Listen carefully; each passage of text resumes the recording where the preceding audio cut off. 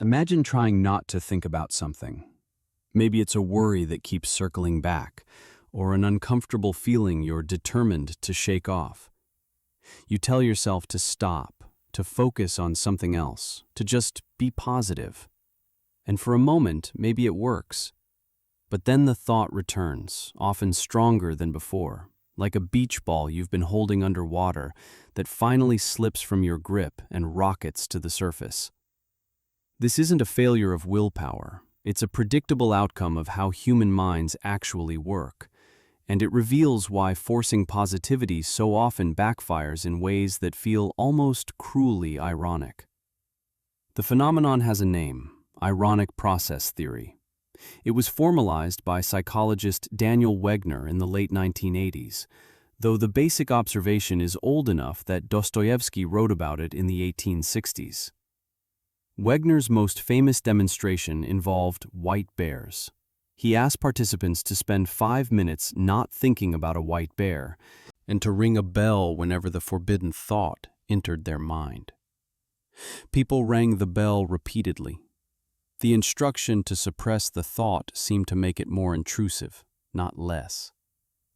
But the more revealing part came next. After the suppression period ended, participants were told they could think about white bears as much as they wanted. Those who had previously suppressed thoughts of white bears now thought about them significantly more than people who'd never been told to suppress the thought in the first place. The act of suppression created a rebound effect, a surge of the very content they'd been trying to avoid. Wegner proposed that mental control involves two processes running simultaneously. There's an intentional operating process, the effortful part of your mind that consciously tries to focus on something other than the unwanted thought. Then there's an ironic monitoring process, an automatic background check that scans for signs of the forbidden thought too. Make sure you're successfully avoiding it. The problem is that the monitoring process, by its very nature, keeps the unwanted content active in your mind. It's constantly checking. Am I thinking about a white bear? Am I thinking about a white bear? And each check reactivates the very representation you're trying to suppress. This dual process structure means that thought suppression works poorly even under ideal conditions. But it becomes especially unreliable when you're stressed, tired, or cognitively busy. The intentional operating process requires mental resources, attention, and effort. The monitoring process is more automatic and continues even when you're depleted. So when you're under pressure, precisely when you might most want to push away distressing thoughts, the monitoring process keeps tagging those thoughts while the operating process falters. The unwanted content breaks through more easily. The research on this has been replicated many times with different types of unwanted thoughts. When people try to suppress thoughts about food, they later show increased preoccupation with eating. When they suppress thoughts about smoking, they subsequently think more about cigarettes. When they try not to think about past relationships or failures or sources of anxiety, those topics become more intrusive over time, not less. There's something particularly relevant here for forced positivity. When you tell yourself or someone else to just think positive thoughts, to focus on the good, to stop dwelling on problems, you're essentially creating a suppression task. The positive thoughts become the intentional operating process, and a monitoring system starts scanning for negative thoughts to make sure they're being successfully kept at bay. But that monitoring keeps the negative content active and accessible. You end up in a state where you're working hard to maintain positivity while simultaneously priming yourself to notice everything that contradicts it. The cognitive load matters here. Suppression isn't just ineffective, it's expensive. It takes ongoing mental effort, and that effort competes with other things your mind might be doing. Studies have shown that people who are actively suppressing emotional thoughts perform worse on subsequent cognitive tasks. Their working memory suffers. Their ability to solve problems declines. they show reduced capacity for self-regulation in other domains.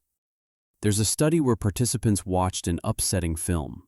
Some were told to suppress their emotional reactions, to keep their feelings from showing. Others were told to simply watch. Afterward, both groups were given a test of physical stamina, how long they could squeeze a hand grip. The suppression group gave up significantly sooner. The effort of pushing down their emotional response had depleted something, some general resource that also fueled physical persistence. This connects to a broader finding: emotion. Suppression impairs memory. When people suppress their emotional reactions to events, they remember those events less clearly afterward. The suppression interferes with encoding. Your mind is so busy managing your emotional display and trying not to feel what you're feeling that it can't fully process what's actually happening. So, forced positivity doesn't just fail to eliminate negative feelings. It actively interferes with your ability to think clearly, to remember accurately, to persist at challenging tasks, and to regulate your behavior in other domains.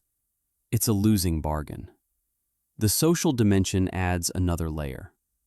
When you're suppressing emotions in a social context, you're not just managing your internal experience. You're also managing your outward expression, trying to make sure others don't see what you're feeling. This creates an additional cognitive burden. Research shows that people who chronically suppress emotions in social settings are liked less by others, not more. There's something about the suppression that other people can detect, even if they can't articulate what seems off. The interaction feels less genuine, less connected. Relationships suffer.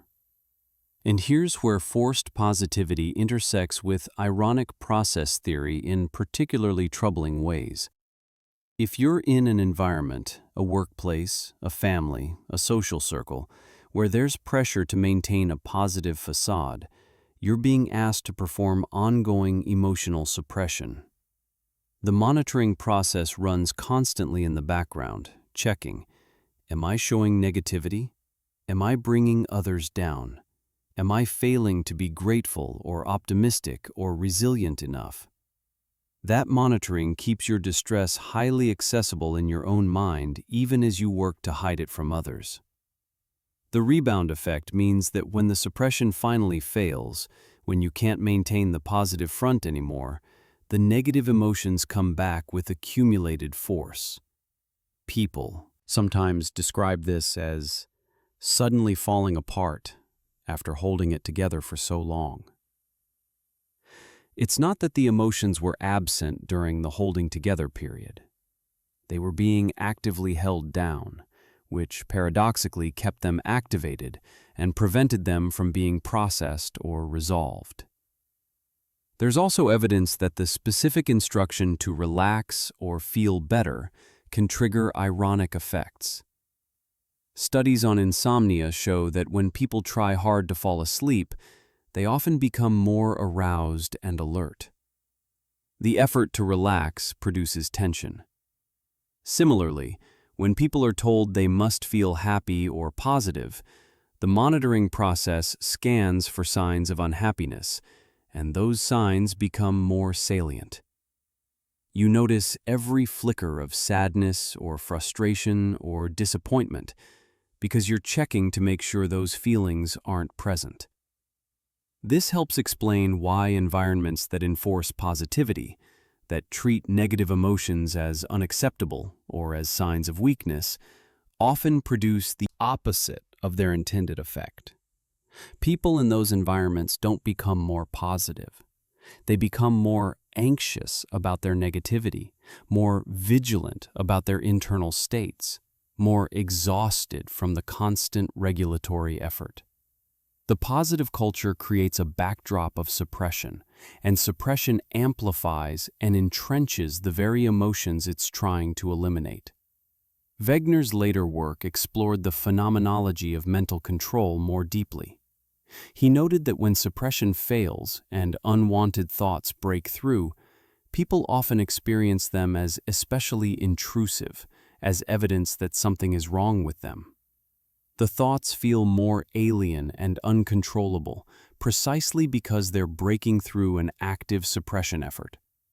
This can create a vicious cycle where the presence of unwanted thoughts leads to more vigorous suppression attempts, which lead to stronger rebound effects, which lead to more distress about having the thoughts at all. It's worth noting that not all forms of distraction or attention shifting fall into this trap. If you're absorbed in a genuinely engaging activity, you might naturally think less about a source of distress without actively suppressing it. The key difference is whether there's a monitoring process running. If you're doing something engaging and you're not simultaneously checking to make sure you're not thinking about the unwanted content, you're not in suppression mode. But if you're doing something with the explicit goal of not thinking about X, the monitoring process activates and ironic effects become likely. This distinction matters for understanding what actually helps. The problem isn't shifting your attention. The problem is trying not to think about something, which creates the cognitive structure that makes the thought more intrusive. Forced positivity usually involves exactly this structure.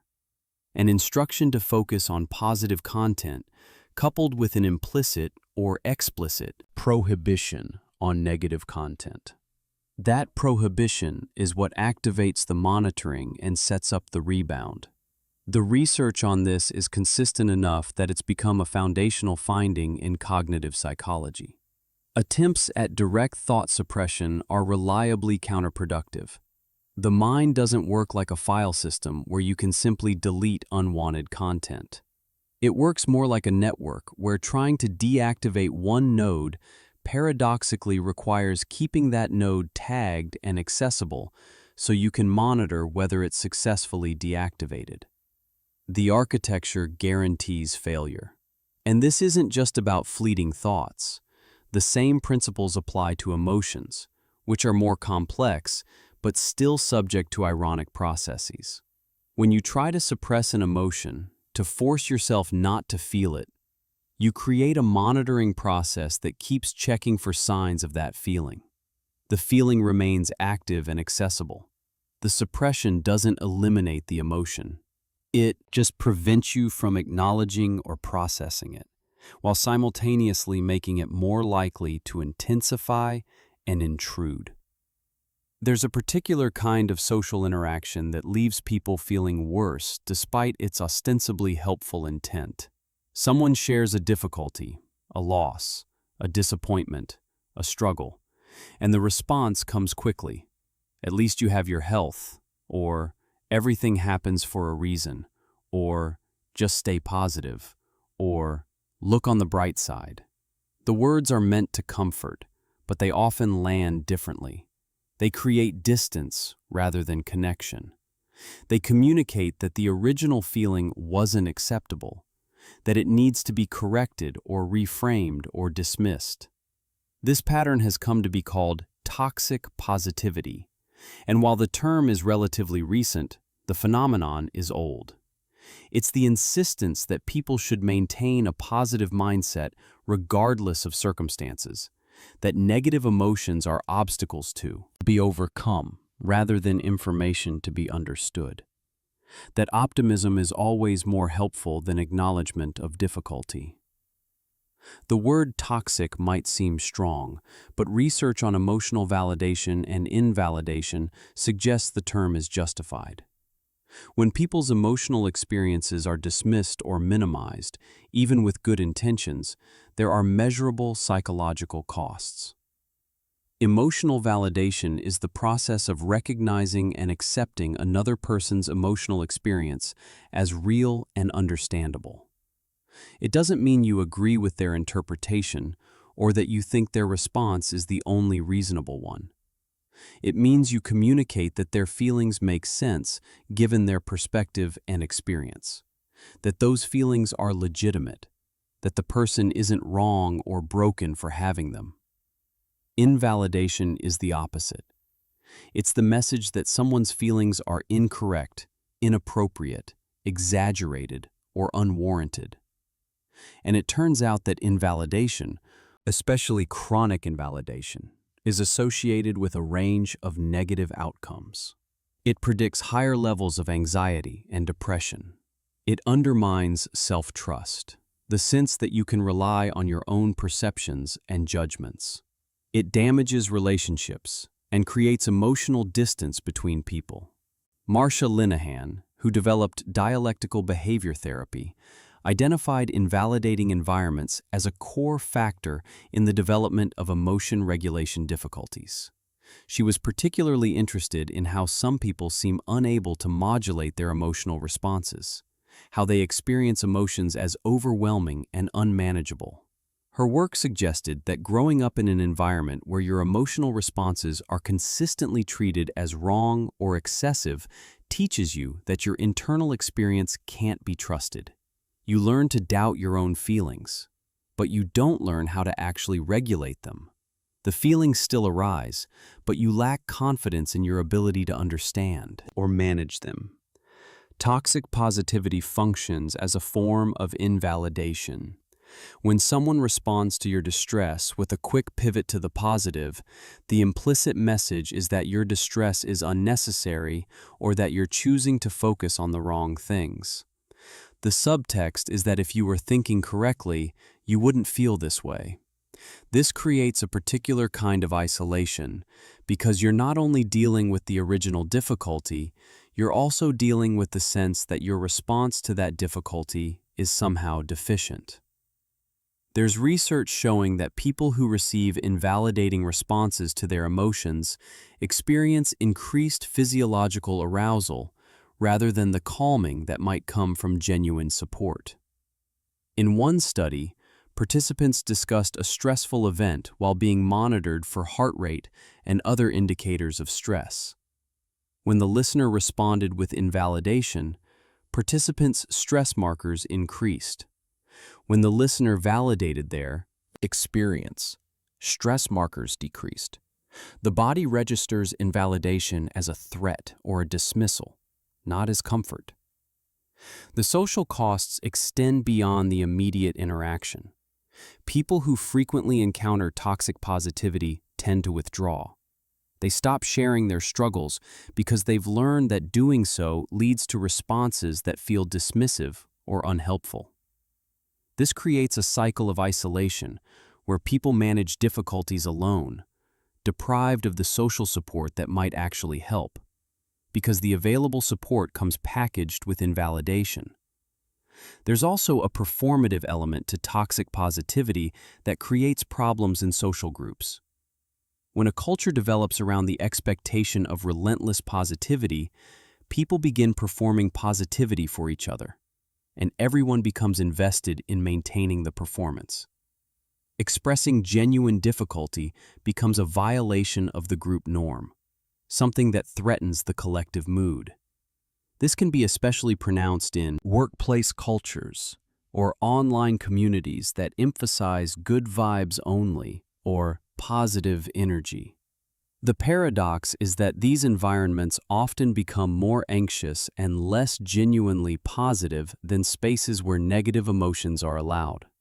When everyone is monitoring their own emotional expression to make sure it's sufficiently positive, and monitoring others' expressions for signs of negativity, the atmosphere becomes vigilant rather than relaxed. The pressure to be positive creates background stress that works against actual well-being. Research on emotional labor, the work of managing your emotional expression to meet social or professional expectations, shows that it's depleting. Service workers who have to maintain a positive demeanor regardless of how they feel or how they're being treated show higher rates of burnout. The same principle applies more broadly. Environments that demand constant positivity are demanding constant emotional labor, and that labor has costs. There's a distinction worth drawing here between optimism and toxic positivity. Optimism, at least in the way it's been studied most carefully, is about having confidence that effort leads to outcomes, that obstacles can be overcome, that setbacks aren't permanent. It doesn't require denying that setbacks exist or that negative emotions are real. Toxic positivity, by contrast, insists on maintaining a positive frame even when that frame doesn't fit the situation, and it treats negative emotions as problems to be eliminated rather than as natural responses to difficulty. Susan David, who researches emotional agility, talks about this in terms of the difference between being positive and being real. Being real means acknowledging your actual emotional experience, even when it's uncomfortable. Being positive in the toxic sense means forcing a particular emotional presentation, regardless of your actual experience. The research suggests that being real is far more predictive of long-term well-being than being positive in that forced way. Part of what makes toxic positivity particularly insidious is that it often comes from people who care about you and genuinely want to help. The person telling you to look on the bright side isn't trying to hurt you. They're uncomfortable with your pain, and they're reaching for something that might relieve it. But their discomfort with negative emotions, their own or yours, leads them to rush toward positivity as a way of escaping the discomfort. The result is that you end up managing their discomfort instead of receiving support for your own. This dynamic appears in parent-child relationships with documented effects. When parents consistently respond to their children's distress with dismissal or with instructions to cheer up, children learn that their negative emotions are burdensome or unacceptable. They don't learn how to process or regulate those emotions. Instead, they learn to hide them, which, as we've seen, tends to amplify them internally while creating social distance. The long-term outcomes of this kind of invalidation are measurable. Adults who report high levels of childhood invalidation show greater difficulty identifying and describing their emotions, a characteristic called alexithymia. They're more likely to engage in emotion suppression. They report lower relationship satisfaction and greater feelings of loneliness. The message that their emotions were unacceptable becomes internalized, and they carry it into their adult relationships and their relationship with themselves. There's also evidence that toxic positivity can delay or prevent appropriate responses to problems. If you're in a genuinely bad situation, a toxic relationship, a harmful workplace, a failing strategy, forcing yourself to focus on the positive can prevent you from recognizing that you need to make a change. The insistence on positive thinking can function as a kind of anesthetic that keeps you from responding to pain that's actually signaling something important. This connects to research on depressive realism, the finding that people with mild depression sometimes have more accurate assessments of their control over outcomes than people without depression.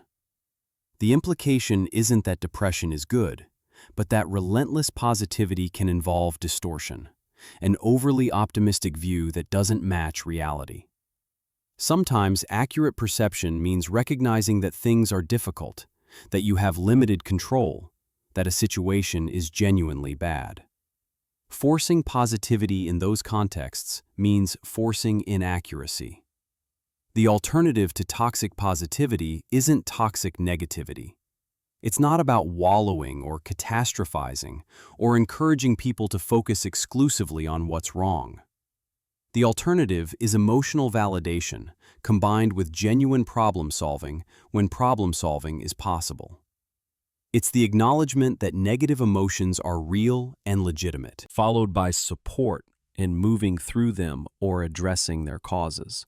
Studies on social support consistently show that people benefit most from responses that acknowledge the difficulty they're facing.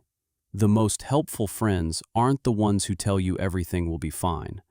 They're the ones who say, "That sounds really hard," or "I can see why you'd feel that way," or "That makes sense given what you're dealing with." That validation creates a foundation from which people can actually begin to process their experience and consider their options. The research here aligns with common experience. When you're struggling and someone rushes to reassure you that it's not that bad, you probably don't feel better. you feel unheard. But when someone acknowledges that, yes, this is genuinely difficult, there's often a sense of relief. The validation doesn't solve the problem, but it creates connection, and it confirms that your perception of reality isn't fundamentally wrong. This matters for how we talk to ourselves as well as how we talk to others. Self-directed toxic positivity, the internal voice that tells you to just be grateful or stop complaining or look for the silver lining, creates the same invalidation and the same problems. You end up in an adversarial relationship with your own emotional experience, trying to force yourself to feel something other than what you actually feel. That internal conflict is exhausting, and it prevents the kind of self-understanding that might actually help you move forward. The brain doesn't have a direct pathway from conscious intention to emotional state. You can't simply decide to stop feeling anxious or sad the way you might decide to stop tapping your foot. Emotions involve subcortical systems, structures deep in the brain that operate largely outside conscious control. But there is an indirect route that has real effects, and it's somewhat surprising. It involves language. When you put your feelings into words, when you verbally label what you're experiencing, something shifts neurologically. The act of naming an emotion appears to reduce its intensity, not by suppressing it, but by engaging different brain systems that help modulate the initial emotional response. Matthew Lieberman, a social neuroscientist at UCLA, conducted a series of studies in the early 2000s using functional MRI to see what happens in the brain during emotional labeling.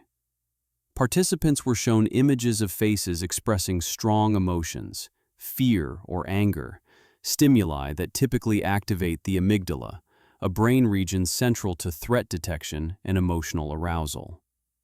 In some trials, participants simply looked at the faces. In other trials, they chose words to describe the emotion they saw. When participants labeled the emotions, two things happened. Amygdala activation decreased compared to when they just passively viewed the faces. And there was increased activation in the right ventrolateral prefrontal cortex, a region involved in response inhibition and regulatory control. The pattern suggested that putting feelings into words activated prefrontal systems that then dampened the amygdala's response. This wasn't about distraction. In control conditions where participants labeled non-emotional aspects of the faces, like gender, the regulatory effect didn't occur.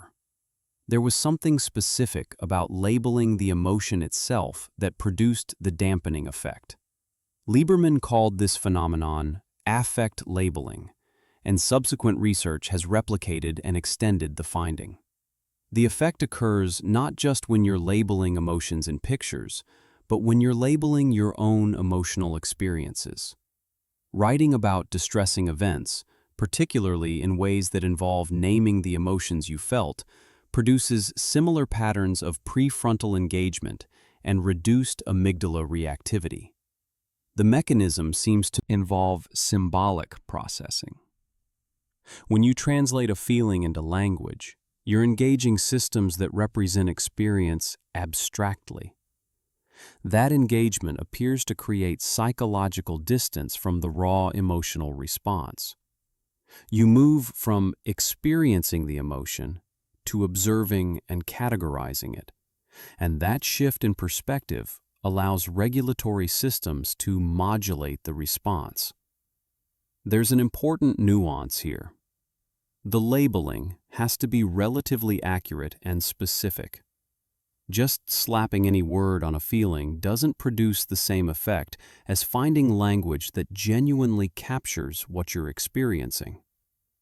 Studies that have looked at this find that people who use more differentiated emotion vocabulary, who can distinguish between nuances like anxiety versus worry versus dread, show better emotion regulation outcomes than people who use broad, undifferentiated terms like bad or upset.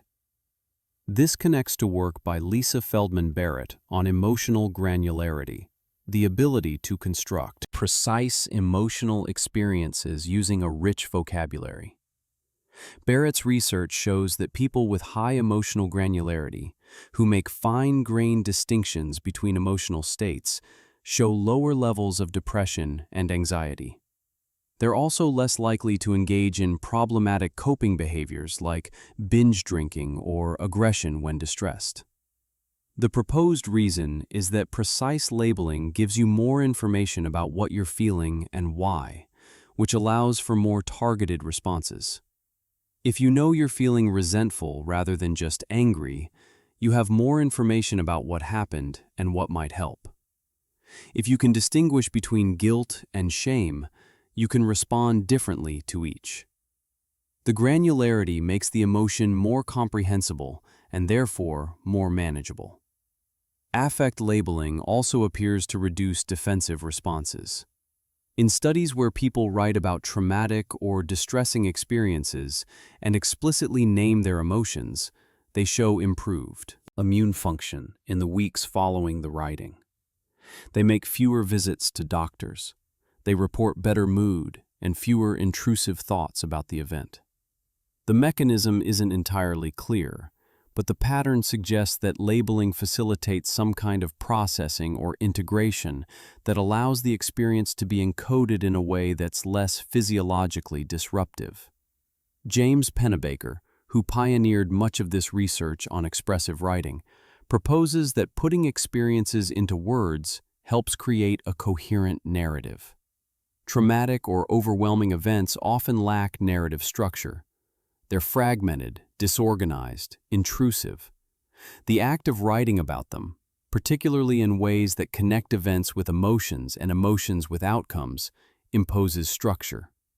That structure may allow the experience to be filed away in memory in a more stable form, one that doesn't require ongoing vigilance or suppression. The contrast with suppression is worth emphasizing. When you suppress an emotion, you're trying not to feel it or think about it. That creates the ironic monitoring process we discussed earlier. When you label an emotion, you're acknowledging it and examining it. You're bringing it into conscious awareness rather than pushing it away. That acknowledgement seems to be what allows the prefrontal systems to engage in a regulatory way. This has practical implications.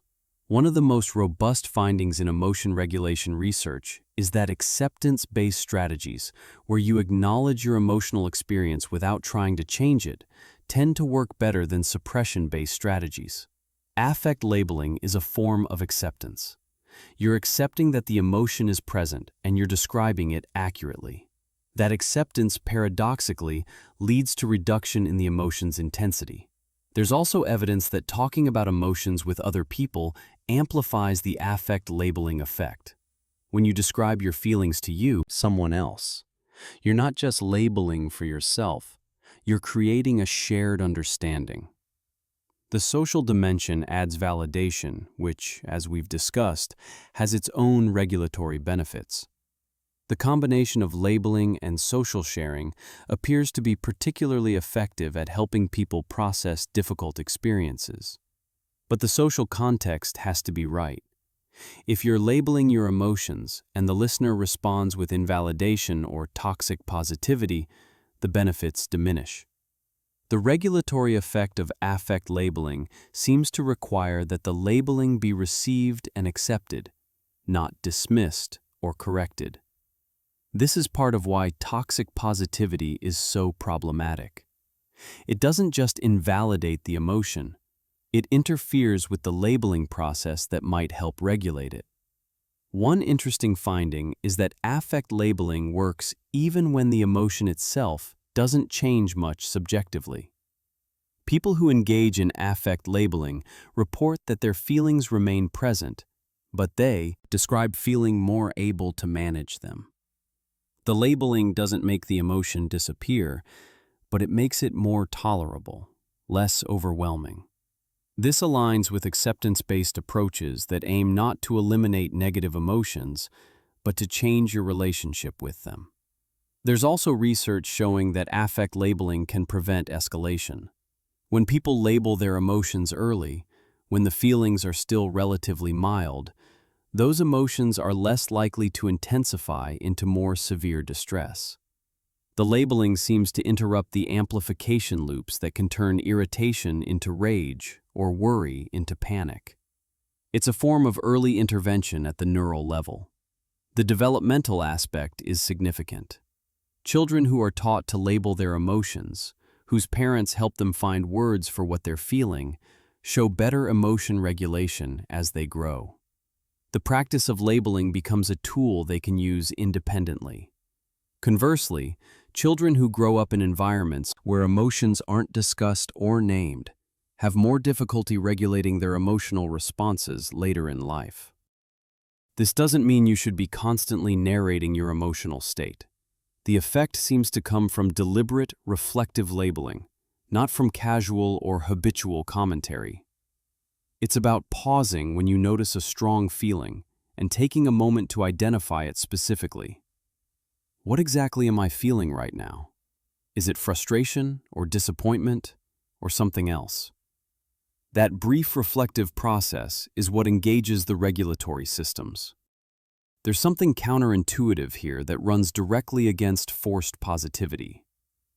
When you're distressed and you turn your attention toward the distress, when you examine it and name it, that attention doesn't amplify the distress, it dampens it. The act of looking directly at a difficult emotion, far from making it worse, makes it more manageable. This is the opposite of what suppression-based approaches assume. They assume that attention to negative emotions will intensify them, so they try to redirect attention elsewhere. But the neuroscience suggests that accurate, accepting attention actually reduces intensity. The implications extend to how we support others. When someone is upset, one of the most helpful things you can do is help them label what they're feeling. Not by telling them what they should feel, but by offering tentative language that they can accept or refine. It sounds like you might be feeling disappointed, or frustrated, or overwhelmed. That collaborative labeling process helps the person crystallize their own experience while also providing validation. The key is that the labeling has to come from a stance of curiosity and acceptance rather than judgment or correction. You're not labeling the emotion to make it go away. You're labeling it to understand it more clearly. That understanding is what allows regulation to occur naturally through neural processes that engage when symbolic representation meets emotional arousal. There's a fundamental tension in how people approach difficult emotions.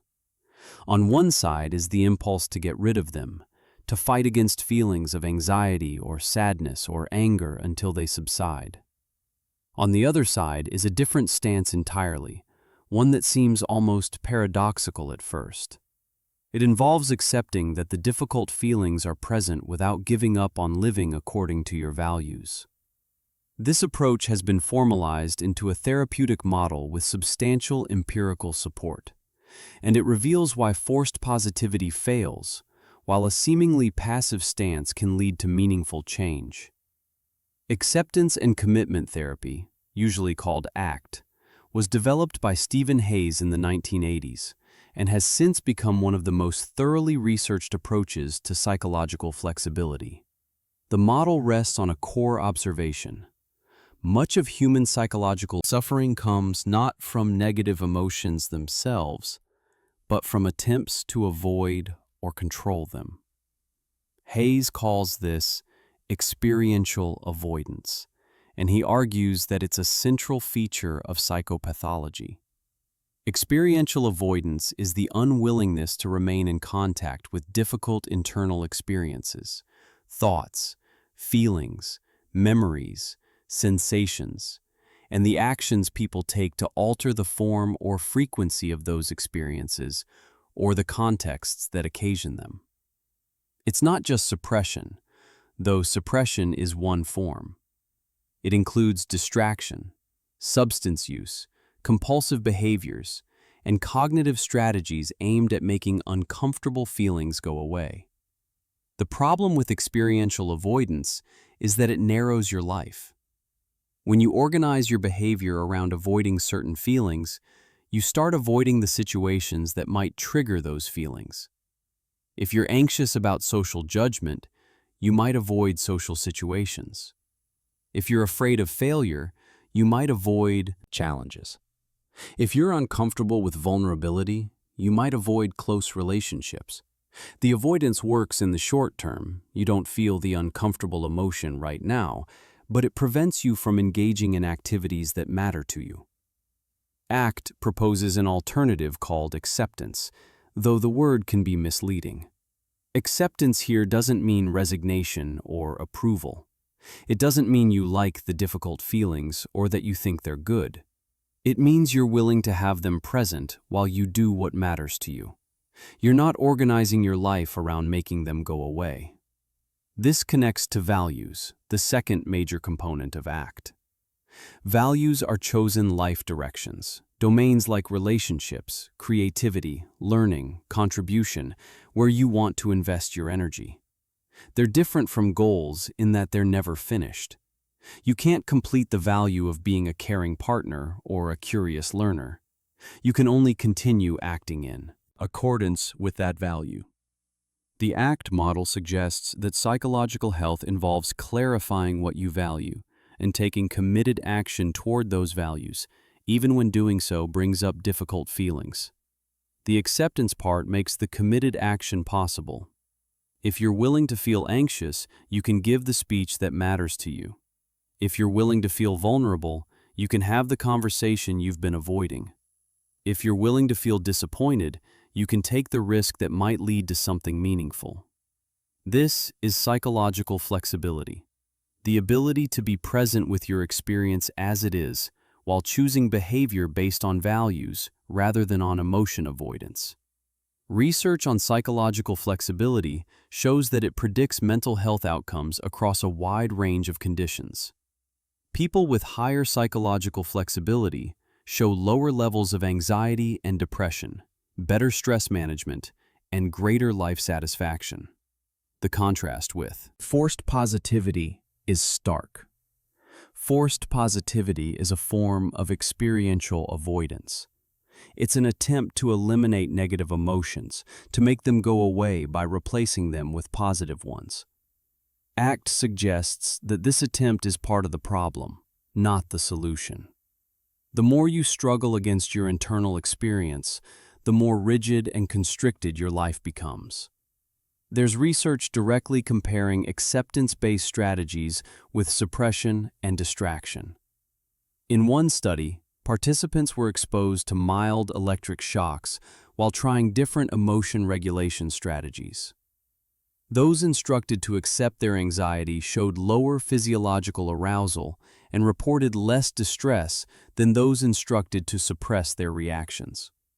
The acceptance didn't eliminate the anxiety, but it reduced the overall distress and the physiological cost. Similar findings appear in studies of chronic pain. People with chronic pain who engage in experiential avoidance, who organize their lives around avoiding pain or activities that might cause pain, show worse outcomes than people who accept that pain is present and engage in valued activities anyway. The pain levels might be similar, but the quality of life differs dramatically.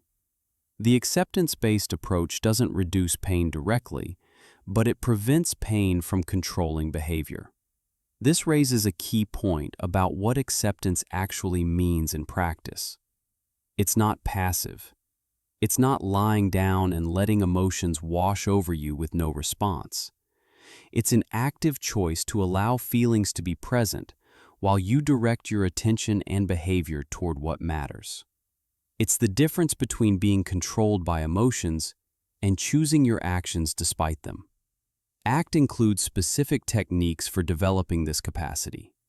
One is cognitive diffusion, learning to observe thoughts and feelings as mental events rather than as literal truths or commands. When you have the thought, "I'm going to fail," diffusion involves recognizing it as a thought, something your mind produced, rather than as a fact about the future. This creates space between you and your internal experience. You can notice the thought without being controlled by it. Another technique involves present moment awareness, bringing attention to what's happening right now rather than getting caught in rumination about the past or worry about the future. This doesn't mean ignoring planning or learning from history. It means recognizing when your mind is spinning in unhelpful loops and choosing to come back to the present, where you actually have the ability to act. The model also emphasizes committed action, which is behavior in the service of values even when it's difficult. This is where acceptance becomes practical. You accept difficult feelings not as an end in itself, but because that acceptance allows you to do things that matter. The acceptance serves committed action. Research on ACT has shown effectiveness for depression, anxiety disorders, chronic pain, substance use, and a range of other conditions. Meta-analyses comparing ACT to other therapeutic approaches find that it performs as well or better than established treatments, and some studies suggest it may be particularly helpful for conditions where experiential avoidance is prominent. One compelling aspect of the ACT model is that it explains why positive psychology interventions sometimes fail. When gratitude exercises or positive thinking are framed as ways to eliminate negative emotions, they become forms of experiential avoidance. They're another strategy for getting rid of unwanted feelings. But when similar practices are used to clarify values or enhance meaningful engagement, when they're not about avoiding negativity, but about connecting with what matters, they can be helpful. The distinction is subtle, but important. You can appreciate what's good in your life while also acknowledging difficulty. That's psychological flexibility. You can feel grateful for relationships while also feeling anxious about the future. You can recognize beauty while also carrying grief. The feelings coexist, and you don't have to resolve them or make one win out over the other. You just have to be willing to have all of it present while you act according to your values. There's also a social dimension. Psychological flexibility in relationships means being willing to experience vulnerability, conflict, or disappointment while staying connected to the value of the relationship. It means you don't withdraw every time things are uncomfortable. You don't need the relationship to always feel good in order to stay engaged with it. The research on relationships supports this. Couples where both partners show higher psychological flexibility report greater relationship satisfaction. They're able to navigate conflicts without becoming defensive or avoidant. They can tolerate the discomfort that comes with honest communication. Their relationships aren't based on everything always being positive. They're based on shared values and willingness to work through difficulty together. Hayes describes psychological health not as the absence of negative emotions, but as vitality, a sense of being fully engaged in life, even when that life includes pain. Vitality comes from acting in accordance with values, from meaningful engagement, from connection. It doesn't require feeling good all the time. It requires being willing to feel whatever you feel while doing what matters. This reframes the whole question of emotional well-being. Instead of asking, "How can I feel better?" the question becomes, "What do I want my life to be about? And am I willing to feel whatever comes up as I pursue that?" The first question leads toward experiential avoidance and all its problems. The second question leads toward acceptance and values-based action. There's something liberating in this shift. You don't have to win the battle against your difficult emotions. You don't have to maintain constant positivity. You just have to be willing to have your experience, whatever it is, while you build a life that matters to you. The emotions become less central. They're just part of the landscape you move through as you head toward what you value. The effort of managing emotions isn't free. It takes something some limited resource that also fuels other capacities. This might seem abstract, but there's a substantial body of research showing that emotion regulation, particularly the kind of regulation involved in suppression or forced positivity, has measurable costs that extend beyond the emotional domain itself. The story begins with research on self-regulation more broadly. In the late 1990s, Roy Baumeister and colleagues proposed that self-control operates like a muscle. It can be exercised, but it also fatigues with use. They called this ego depletion, borrowing from Freud's notion of the ego, but reframing it in terms of a depletable resource. The classic demonstration involved a cookie and radish experiment. Participants were brought into a room with fresh-baked cookies and a bowl of radishes. Some were told they could eat the cookies. Others were told they could only eat the radishes, which meant they had to resist the temptation of the cookies sitting right there. Afterward, both groups were given a difficult puzzle to solve, one that was actually unsolvable, though participants didn't know that. The question was how long they would persist before giving up. The radish group gave up significantly sooner. The effort of resisting the cookies had depleted something, and that depletion showed up in their reduced persistence on a completely different task. They still had the cognitive ability to work on the puzzle, but they lacked the regulatory strength to keep trying when it was frustrating. This finding launched hundreds of studies exploring the depletion effect across different domains. The general pattern held. When people exert self-control in one area, their capacity for self-control in other areas temporarily declines. They perform worse on tasks requiring focus or discipline. They're more likely to give in to temptations. They make more impulsive decisions. Emotion suppression fits squarely into this framework. When you suppress emotional expressions or try to force yourself not to feel something, you're engaging in active self-regulation. And that regulation depletes the same resource that fuels other forms of self-control. Studies testing this directly found exactly what you'd predict. Participants who were asked to suppress their emotional reactions to upsetting films later showed reduced physical stamina on a hand grip test, performed worse on cognitive tasks, and were more likely to give up on difficult problems. The emotion suppression had costs that spilled over into entirely unrelated domains. The depletion shows up in social interactions as well. When people suppress emotions while interacting with others, they later perform worse on tasks requiring self-control. The effort of managing your emotional display, keeping your frustration or anxiety or sadness hidden, uses up regulatory resources that you might need for other things. There's also evidence that emotion suppression impairs executive function, the set of cognitive processes that help you plan, focus attention, remember instructions, and juggle multiple tasks. In studies where people suppress emotions and then complete tasks measuring executive function, their performance declines compared to people who express emotions naturally. Memory is particularly affected. Multiple studies show that emotion suppression during an event impairs later memory for that event.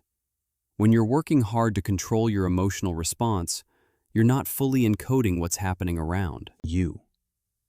The suppression competes with encoding for limited cognitive resources, and encoding loses. This has practical implications. If you're in a meeting and you're working hard to suppress your frustration or anxiety, you're likely to remember less of what was discussed. If you're at a social event managing your emotional display, you might have trouble remembering conversations or details. The regulatory effort interferes with the cognitive processes that create memories. The effects extend to decision-making. Depleted individuals make different choices than non-depleted individuals. They're more likely to opt for short-term rewards over long-term benefits. They're more prone to risky decisions. They show reduced consideration of consequences. The depletion doesn't eliminate judgment, but it tilts decision-making in particular directions.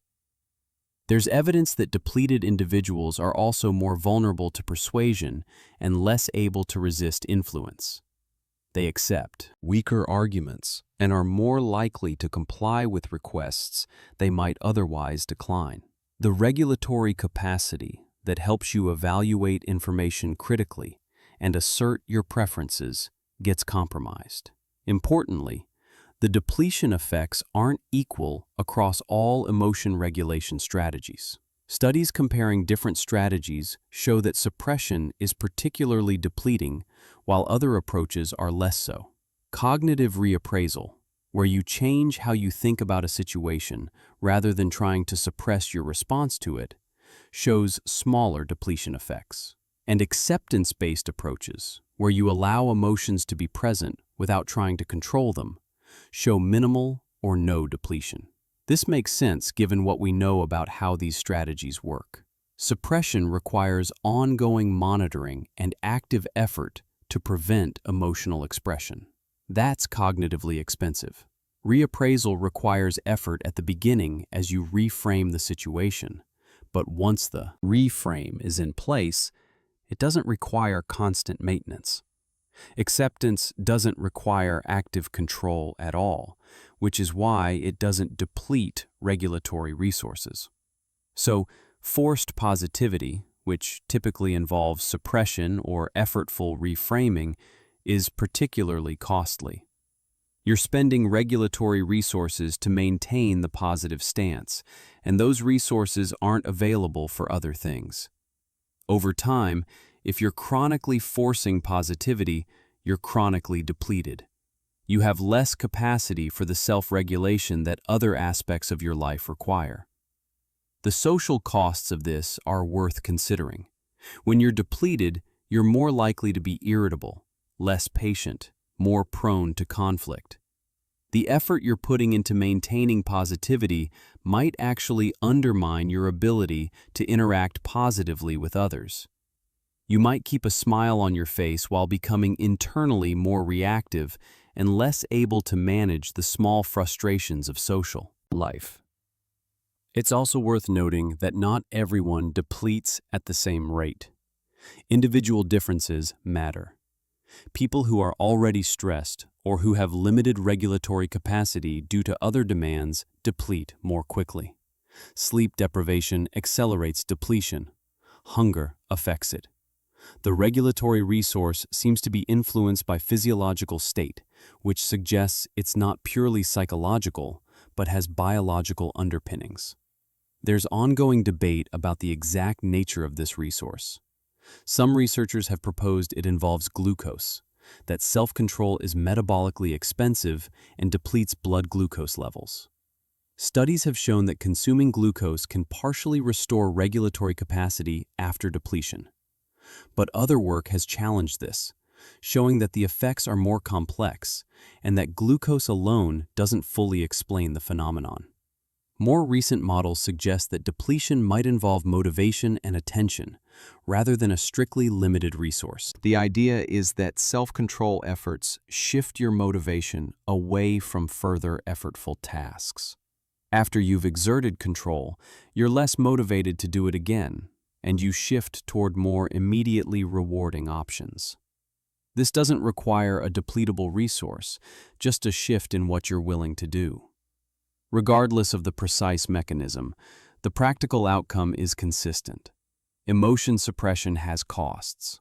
Those costs show up in reduced performance, impaired memory, worse decision-making, and decreased persistence.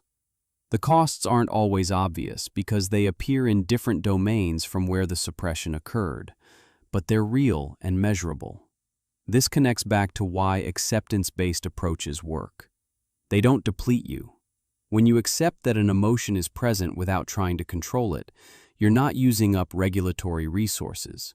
Those resources remain available for other things, like pursuing your goals, managing actual problems, or engaging effectively with others.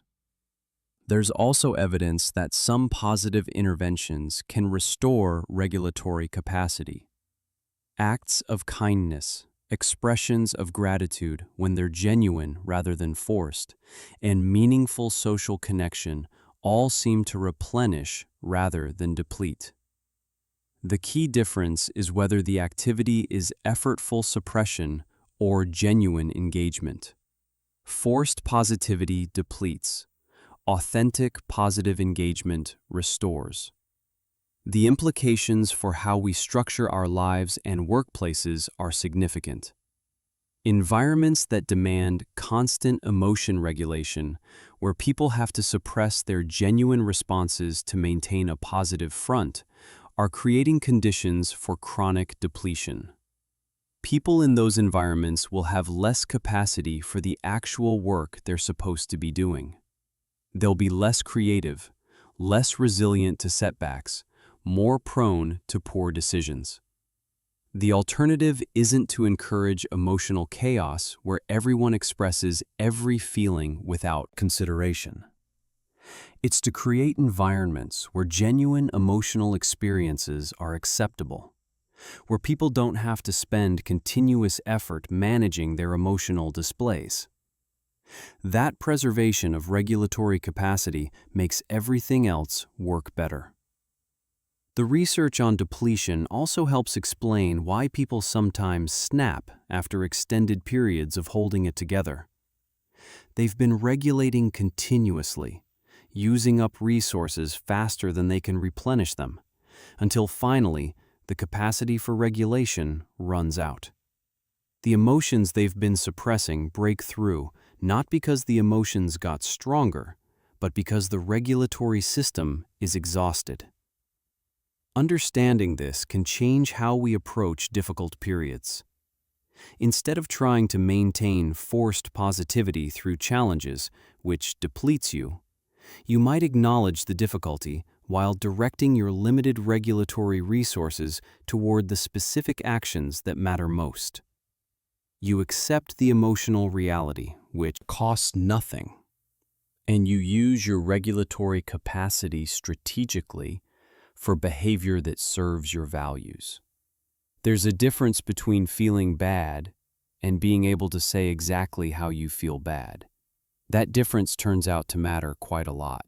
People vary dramatically in their ability to distinguish between nuanced emotional states, and this variability predicts mental health outcomes in ways that weren't obvious until researchers began measuring it carefully.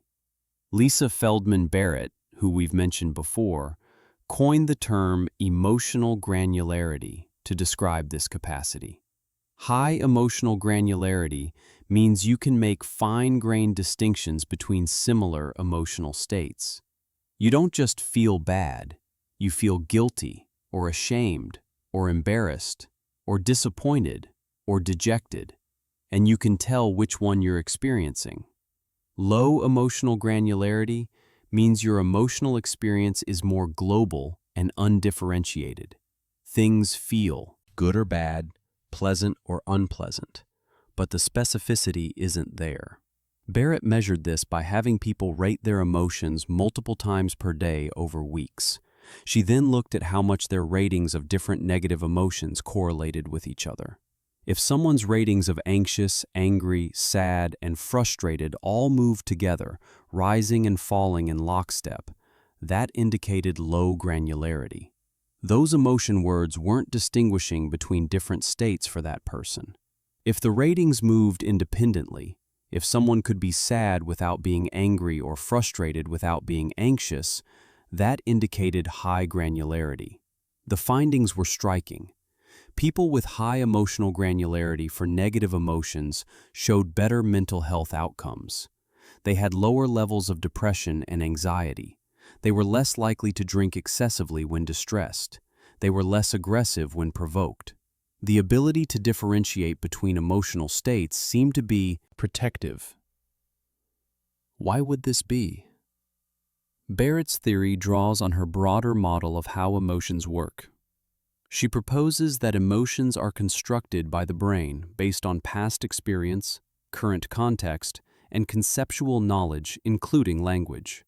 When you feel something, your brain is making a prediction about what's happening and what to do about it. The more precise your emotional concepts, the more granular your predictions can be. If you only have a broad concept of feeling bad, your brain generates a broad, undifferentiated response. Your body mobilizes in a general way, and you have limited information about what specifically is wrong or what might help. But if you can distinguish between anxiety and anger, your brain generates more specific predictions. Anxiety signals uncertainty about the future and might call for information gathering or preparation. Anger signals a perceived wrong and might call for assertion or boundary setting. The different emotions provide different motions, information, and suggest different responses. This connects to emotion regulation. When you know precisely what you're feeling, you have more options for how to respond. If you're feeling resentful, which involves a sense of being treated unfairly over time, you might address it by discussing the pattern with the person involved. If you're feeling envious, which involves wanting what someone else has, you might address it by working toward your own goals or by appreciating what you already have. The specific emotion suggests specific actions. Research supports this. Studies show that people with high emotional granularity use more effective emotion regulation strategies. They're better at selecting responses that match the situation. They're less likely to rely on avoidance or suppression, which, as we've discussed, tend to be counterproductive. There's also evidence that emotional granularity affects how intensely you experience negative emotions. People with high granularity report experiencing negative emotions at lower intensity than people with low granularity. The proposed mechanism is that fine-grained differentiation prevents emotional experiences from escalating into overwhelming, undifferentiated distress. When you can pin down exactly what you're feeling, it's contained. When it's vague and diffuse, it can feel larger and more threatening. This isn't just about having a large emotion vocabulary in the abstract. It's about being able to apply that vocabulary to your own experience in the moment. Some people can define dozens of emotion words, but still experience their own feelings in broad, undifferentiated ways. Granularity is about lived experience, not just conceptual knowledge. But vocabulary does help. Studies where people are taught more emotion words show improvements in granularity. When you learn the difference between regret and guilt, or between contentment and serenity, you gain new categories for understanding your experience. Those categories allow for more differentiated responses. This has interesting implications for emotional development. Children start with very basic emotional categories like happy, sad, mad. As they develop, they typically gain more nuanced categories. But this development isn't automatic. It's shaped by how emotions are discussed in their environment. Children whose parents use varied emotion language and help them differentiate between feelings develop higher granularity. Children whose parents use broad, undifferentiated emotion language develop lower granularity. The pattern continues into adulthood. People can increase their emotional granularity through deliberate practice. Keeping an emotion diary where you specifically identify what you're feeling using precise language appears to increase granularity over time. Therapy that involves detailed exploration of emotional experience can have the same effect. There's research showing that emotional granularity is culturally influenced. Languages differ in the emotion concepts they encode. Some languages have words for emotional states that don't have direct translations in other languages. Speakers of those languages can distinguish emotional experiences that speakers of other languages might experience as undifferentiated. The conceptual toolkit provided by your language shapes the granularity available to you. This suggests that forced positivity might actually reduce emotional granularity. If you're constantly trying to shift away from negative emotions without examining them, you're not developing fine-grained categories for those experiences. You're lumping everything uncomfortable into a category of things to avoid or override with positivity. That prevents the kind of differentiation that would actually help you regulate more effectively. The opposite approach, the one suggested by affect labeling research, cultivates granularity. When you pause to identify exactly what you're feeling, when you search for the precise word that fits your experience, you're building more differentiated emotional categories. Over time, this makes your emotional experience more comprehensible and more manageable. Barrett distinguishes between emotion differentiation for negative emotions and for positive emotions. These appear to be somewhat independent. You can be highly granular about negative emotions while being relatively undifferentiated about positive ones, or vice versa. Interestingly, negative emotional granularity seems to be more predictive of mental health than positive emotional granularity. Being able to distinguish between different types of distress is particularly valuable. This makes sense from a regulatory perspective. Positive emotions generally don't require as much regulation. They're not usually problems to solve. But negative emotions often signal something that needs attention. And the more precisely you can identify what that something is, the better you can address it. There's also work showing that emotional granularity relates to alexithymia, which we mentioned earlier. Alexithymia literally means no words for feelings, and it involves difficulty identifying and describing emotions. It's essentially the low end of the emotional granularity spectrum. People with high alexithymia have very low emotional granularity, and they show elevated rates of anxiety, depression, and various physical health problems. The physical health connection is intriguing. Emotions involve bodily sensations, changes in heart rate, muscle tension, gut feelings. When you can't differentiate your emotions, you also can't differentiate the bodily signals that accompany them. Everything just feels bad or uncomfortable in an undifferentiated way. This might lead to misinterpreting normal emotional physiology as signs of physical illness, which could contribute to health anxiety and unnecessary medical visits. It might also interfere with appropriate responses to actual physical problems. If you can't distinguish between anxiety and physical discomfort, you might not recognize when something actually needs medical attention versus when you're experiencing an emotional response. The relationship between emotional granularity and mental health appears to be bidirectional. Low granularity contributes to worse mental health, but depression and anxiety also reduce granularity.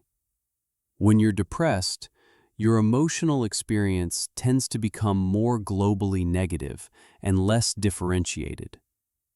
When you're anxious, everything starts to feel threatening in similar ways. So there's likely a feedback loop where low granularity contributes to distress and distress reduces granularity. Breaking that loop might involve deliberately practicing differentiation, even when, or especially when, you're distressed. Instead of just noting that you feel terrible, you pause and ask what specifically is present. Is it dread, disappointment, frustration, loneliness? The practice of distinguishing, even when it's difficult, helps maintain or restore granularity. There's something empowering about this. Emotional granularity is a skill you can develop. It's not a fixed trait. The more you practice identifying your emotions with precision, the better you get at it. And the better you get at it, the more emotional clarity and regulatory capacity you have. This is fundamentally incompatible with forced positivity, which discourages close examination of negative emotional states. Forced positivity wants you to move away from bad feelings quickly, to replace them with good feelings. But that movement prevents the differentiation that would give you real information and real regulatory capacity. The alternative is to move toward your emotional experience, not in the sense of wallowing, but in the sense of examining it with curiosity and precision. What exactly is this feeling? What are its contours? What bodily sensations accompany it? What thoughts are present? That close attention builds granularity, and granularity builds the capacity to manage your emotional life effectively. Emotions aren't meant to be managed alone. For most of human evolutionary history, distress was dealt with in the presence of others. A child cries and a caregiver responds. An adult faces a threat and the group mobilizes.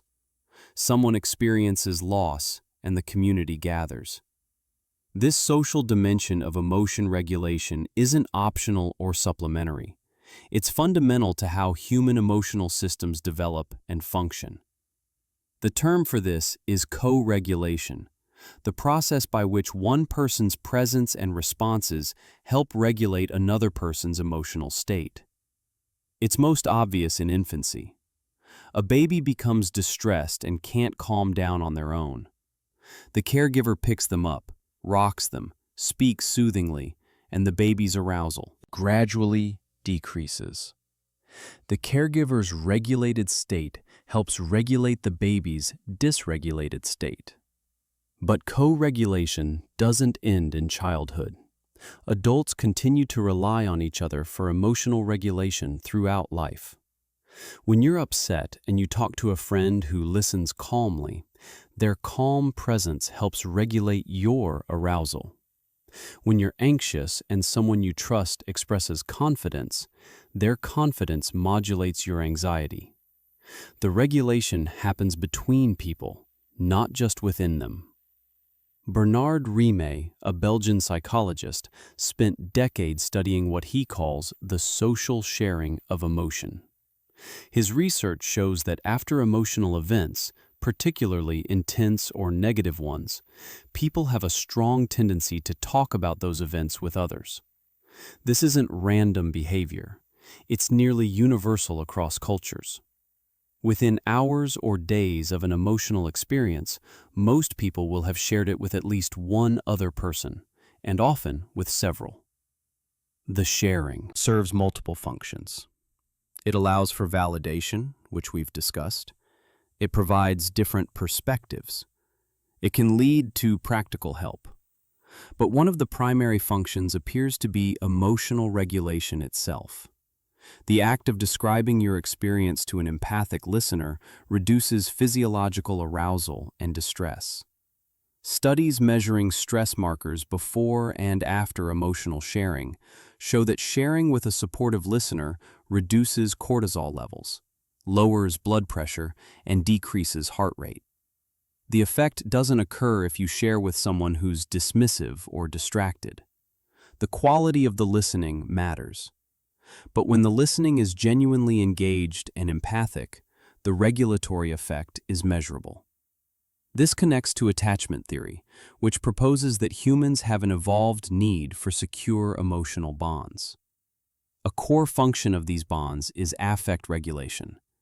Children use attachment figures to regulate their emotions when they're overwhelmed. Adults do the same thing in more sophisticated ways. When you're distressed and you reach out to someone you're securely attached to, their responsiveness helps bring your arousal back to baseline. The mechanism involves several components. There's the direct calming effect of physical presence, touch, tone of voice. There's the cognitive component where the other person helps you make sense of your experience. There's the validation that confirms your feelings are understandable. And there's the sense of not being alone with the distress, which reduces the threat value of the emotion. Forced positivity interferes with all of this. When you share distress and the response is immediate reframing or reassurance that everything is fine, you don't get the co-regulatory benefit. The other person's anxiety about your negative emotion prevents them from providing the calm presence that would actually help. Instead of their regulated state helping to regulate yours, their discomfort. With your discomfort creates more activation. Research on couples shows this clearly. When one partner is distressed and the other responds with validation and empathic engagement, the distressed partner's physiology calms, heart rate decreases, skin conductance stabilizes. When the partner responds with dismissal or immediate problem solving without first validating the emotion, the distressed partner's arousal stays elevated or even increases. The problem-solving distinction is important. Eventually, problem-solving might be helpful, but it usually needs to come after emotional validation. When someone jumps straight to solutions, it signals that they're uncomfortable with the emotion and want it to go away. That discomfort interferes with co-regulation. The distressed person picks up on the message that their emotion is problematic, which adds another layer of distress. This is part of why toxic positivity is so damaging in relationships. It converts what should be co-regulatory interactions into interactions that increase isolation and distress. People learn that sharing their difficulties leads to responses that feel invalidating, so they stop sharing. They lose access to the co-regulatory resource that relationships should provide. There's also a developmental angle. Children whose caregivers consistently provide co-regulation develop the capacity to self-regulate more effectively. They internalize the regulatory patterns they experienced interpersonally and eventually can apply them internally. The caregiver's soothing voice becomes an internal soothing voice. The caregiver's confidence in the child's ability to manage difficulty becomes the child's own confidence.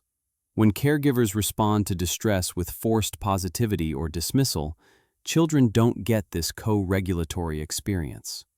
They learn that their distress is unwelcome and they need to suppress it, but they don't learn how to actually regulate it. This creates the kind of emotion regulation difficulties that persist into adulthood. The social sharing research also reveals something interesting about the content of sharing. People don't just want to tell their story once. They tell it multiple times to different people, often repeating the same details. Reframe found that emotional events get shared more frequently than non-emotional events. And the more intense the emotion, the more often it gets shared. This repetition serves a function. Each retelling allows for further processing and integration of the experience. Each responsive listener provides additional co-regulation. The repetition isn't compulsive or pathological unless it goes on indefinitely without any resolution. In normal cases, the need to share gradually decreases as the experience is processed and integrated. But here's a critical point. The sharing is only beneficial when it occurs in a context of acceptance and validation. When people share emotional experiences in environments that pressure them toward positivity, the sharing doesn't provide the same benefit. They might tell the story, but in a way that's stripped of genuine emotional content, edited to make it more palatable, concluded with a positive spin that doesn't reflect their actual experience. That kind of sharing doesn't provide co-regulation because the actual emotion isn't being shared. It's being managed and packaged for an audience that doesn't want the full reality.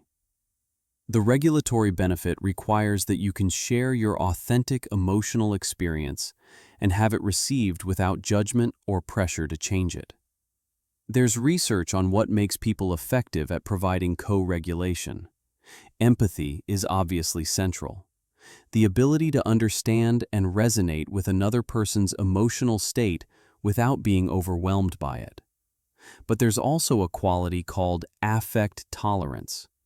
The ability to be present with intense emotions, your own or others, without needing to shut them down or escape from them.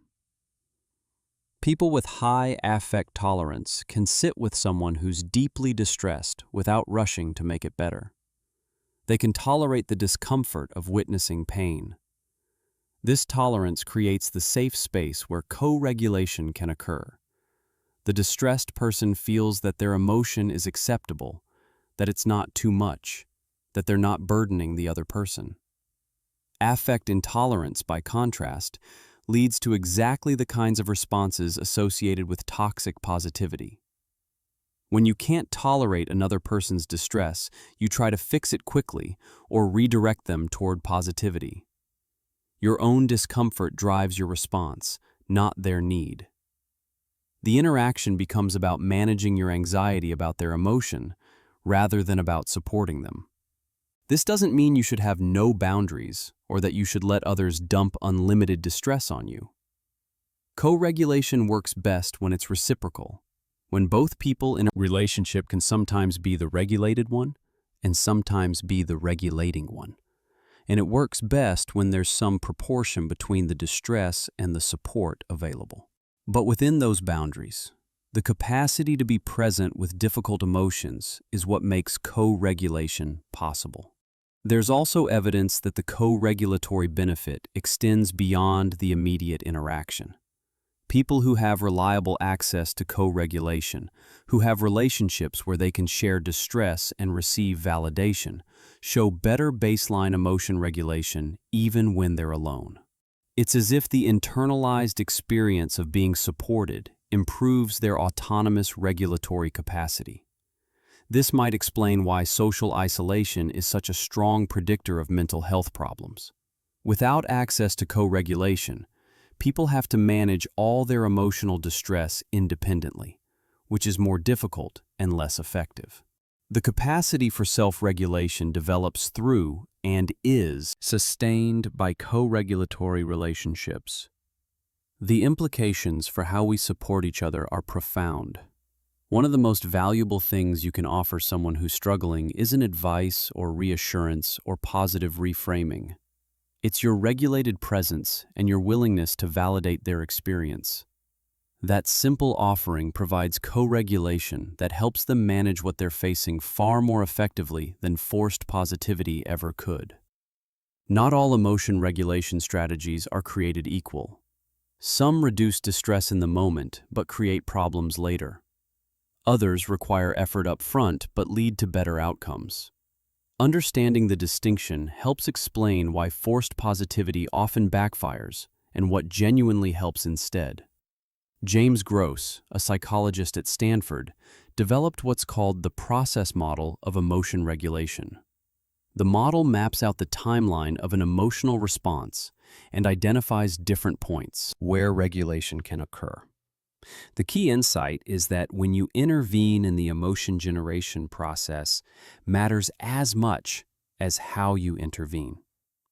Gross distinguishes between antecedent-focused strategies, which occur before the emotion fully develops, and response-focused strategies, which occur after the emotion is already underway. The distinction turns out to predict very different outcomes. Cognitive reappraisal is an antecedent-focused strategy. It involves changing how you think about a situation before your emotional response crystallizes. You're about to give a presentation and you notice anxiety building. Reappraisal might involve reconceptualizing the situation as an opportunity rather than a threat, or reminding yourself that anxiety is your body preparing you to perform well. You're changing the meaning of the situation, which changes the emotion that follows. Suppression, by contrast, is response-focused. The emotion has already been generated. You're feeling anxious, and now you're trying to prevent that anxiety from showing in your behavior or from influencing your thoughts. You're not changing the emotion itself, just trying to control its expression and effects.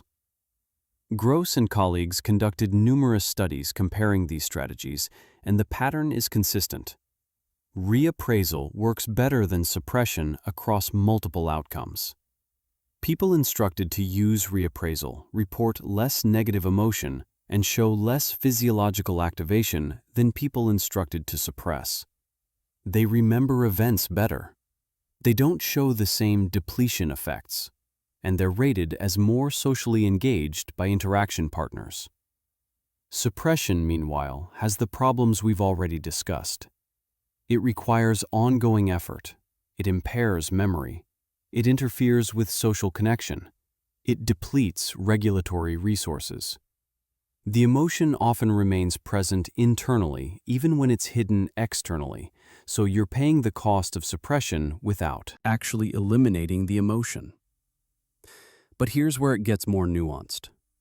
Not all reappraisal is equally effective, and not all reappraisal is fundamentally different from forced positivity.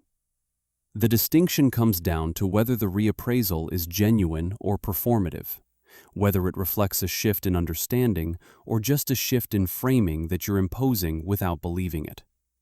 Genuine reappraisal involves finding an alternative perspective that you actually find convincing. You're not just telling yourself to think differently. You're discovering a way of seeing the situation that genuinely changes its meaning for you.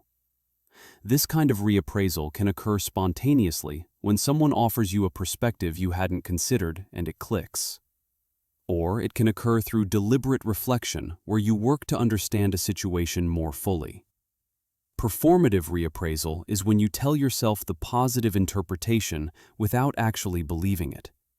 You're anxious about a presentation, and you tell yourself it's an opportunity, but you don't really experience it that way.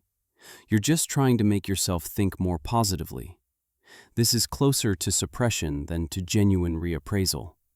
You're not changing the emotion, you're just adding a layer of cognitive effort aimed at overriding it. Forced positivity usually involves performative reappraisal. The instruction to look on the bright side or focus on the positive is asking you to adopt an interpretation that may not fit your actual understanding of the situation. You're being asked to frame things more positively, whether or not that framing is genuine. Research on reappraisal effectiveness suggests that reappraisals work best when they're realistic and when they acknowledge the difficult aspects of a situation while also recognizing other dimensions. A reappraisal that denies the difficulty entirely is less effective than one that acknowledges it while also finding meaning or opportunity within it. For instance, if you lose a job, a genuine reappraisal might acknowledge that this is difficult and uncertain, while also recognizing that it frees you to explore options you wouldn't have considered otherwise. That's different from just telling yourself, everything happens for a reason, or this is actually good. The first acknowledges reality while finding a different angle. The second imposes an interpretation that might not fit. There's also the question of when reappraisal is appropriate versus when acceptance is more suitable. Reappraisal works well when your initial interpretation is incomplete or distorted, when there genuinely are alternative ways of seeing the situation that provide useful information. But when your emotional response is accurate, when the situation is genuinely bad and your distress reflects that reality, reappraisal can become a form of denial. This is where acceptance-based approaches offer an alternative. Instead of trying to change how you think about a situation to change how you feel, you accept that the situation is difficult and that your distress makes sense. You're not regulating by changing the emotion. You're regulating by changing your relationship to the emotion, accepting that it's present while choosing your behavior independently. Studies comparing acceptance and reappraisal show that both can be effective, but they work differently and may be suited to different situations. Acceptance seems particularly helpful for situations where reappraisal feels forced or inauthentic, where there isn't a genuinely different way of seeing things that makes the situation less distressing. Reappraisal seems particularly helpful when your initial interpretation is demonstrably incomplete, or when focusing on different aspects of a situation provides useful information. The key is flexibility, having multiple strategies available and being able to choose appropriately based on context. Psychological rigidity. Relying on the same strategy regardless of situation predicts worse outcomes. People who can only suppress have problems. But people who can only reappraise also have problems when they encounter situations where reappraisal doesn't fit. Forced positivity represents a kind of rigidity. It's the insistence on one regulatory approach, positive reframing, regardless of whether that approach fits the situation. It doesn't allow for the flexibility that effective emotion regulation requires. There's also research on distraction as a regulatory strategy, and it shows similar complexity. Distraction can be helpful in the short term, particularly for managing acute distress or preventing rumination. If you're spinning in anxious thoughts, deliberately shifting your attention to something engaging can break the cycle. But distraction becomes problematic when it's used chronically to avoid processing emotions that need attention. The difference is whether you're using distraction as a temporary break that allows you to return to the emotion with more capacity, or whether you're using it to avoid the emotion entirely. The first is functional. The second is experiential avoidance, which, as we've discussed, creates problems. Gross's model also identifies situation selection and situation modification as regulatory strategies that occur even earlier in the emotion generation process. Situation selection is choosing to enter or avoid situations based on the emotions they're likely to generate. Situation modification is changing aspects of a situation to change its emotional impact. These can be healthy or unhealthy depending on how they're used. If you're avoiding all situations that might make you anxious, that's problematic experiential avoidance that will shrink your life. But if you're choosing not to spend time with people who consistently treat you badly, that's reasonable situation selection that protects your well-being. The question is whether the selection serves your values or whether it's driven purely by emotion avoidance. There's something important here about the relationship between different regulatory strategies. They're not mutually exclusive. In any given situation, you might use several. You might start with acceptance of difficult feelings, then use reappraisal to find a helpful perspective, then use situation modification to change what you can change. The strategies work together when they're used flexibly. Forced positivity short-circuits this flexibility. It jumps straight to positive reframing without acceptance, without genuine cognitive work, without attention to what the situation actually requires. It's regulation by template rather than regulation that responds to the specific emotional and situational context. The research suggests that effective emotion regulation isn't about always feeling positive. It's about responding to your emotions in ways that are appropriate to the situation and that allow you to function according to your values. Sometimes that involves reappraisal. Sometimes it involves acceptance. Sometimes it involves changing the situation. The effectiveness comes from matching strategy to context, not from defaulting to positivity. This requires a kind of emotional intelligence, the ability to read situations and your own responses and choose regulatory approaches that fit. That intelligence develops through experience and through environments that support flexible emotion regulation, rather than mandating particular emotional outcomes. When environments enforce positivity, they prevent the development of this flexible intelligence. People learn one strategy, positive reframing, and they apply it everywhere, whether it fits or not. They don't develop the capacity to assess what a situation requires or what kind of regulation would actually be helpful. The mandated positivity creates regulatory rigidity, which is the opposite of what supports well-being.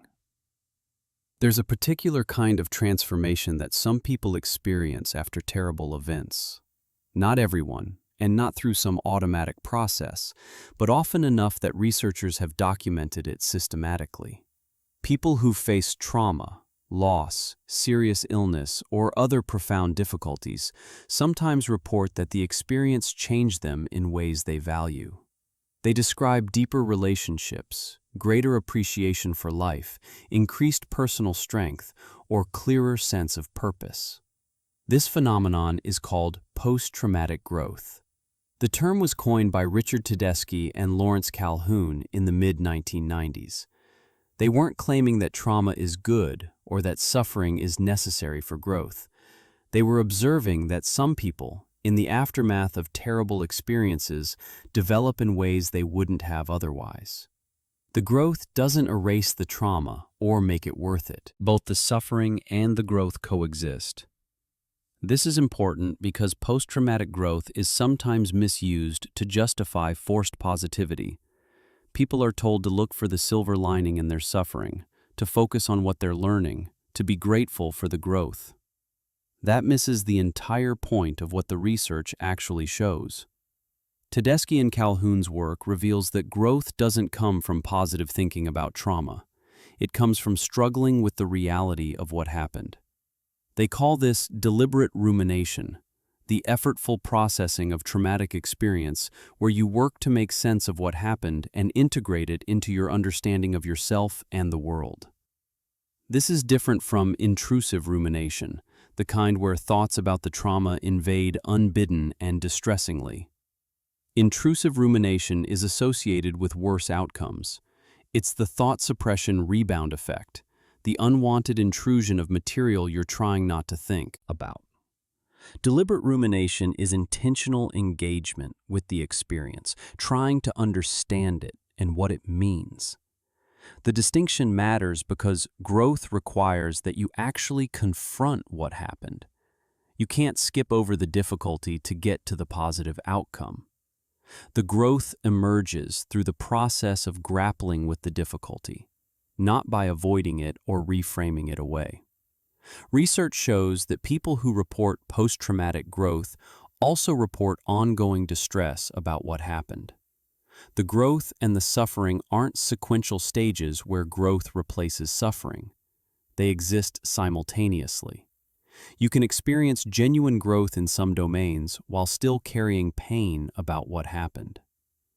This contradicts the narrative that forced positivity often imposes, where you're supposed to move from suffering to growth, from negative to positive, as if the positive state cancels out the negative one. The reality is messier. People hold both, the awareness of what they've lost or endured, and the recognition of how they've changed or what they've gained in understanding or capacity. Tedeschi and Calhoun identify several domains where growth commonly occurs. There's greater appreciation for life, often a heightened awareness of mortality, and a corresponding sense that time and relationships are precious. There's strengthened relationships, sometimes because the trauma revealed who can be counted on, sometimes because vulnerability and support deepened existing bonds.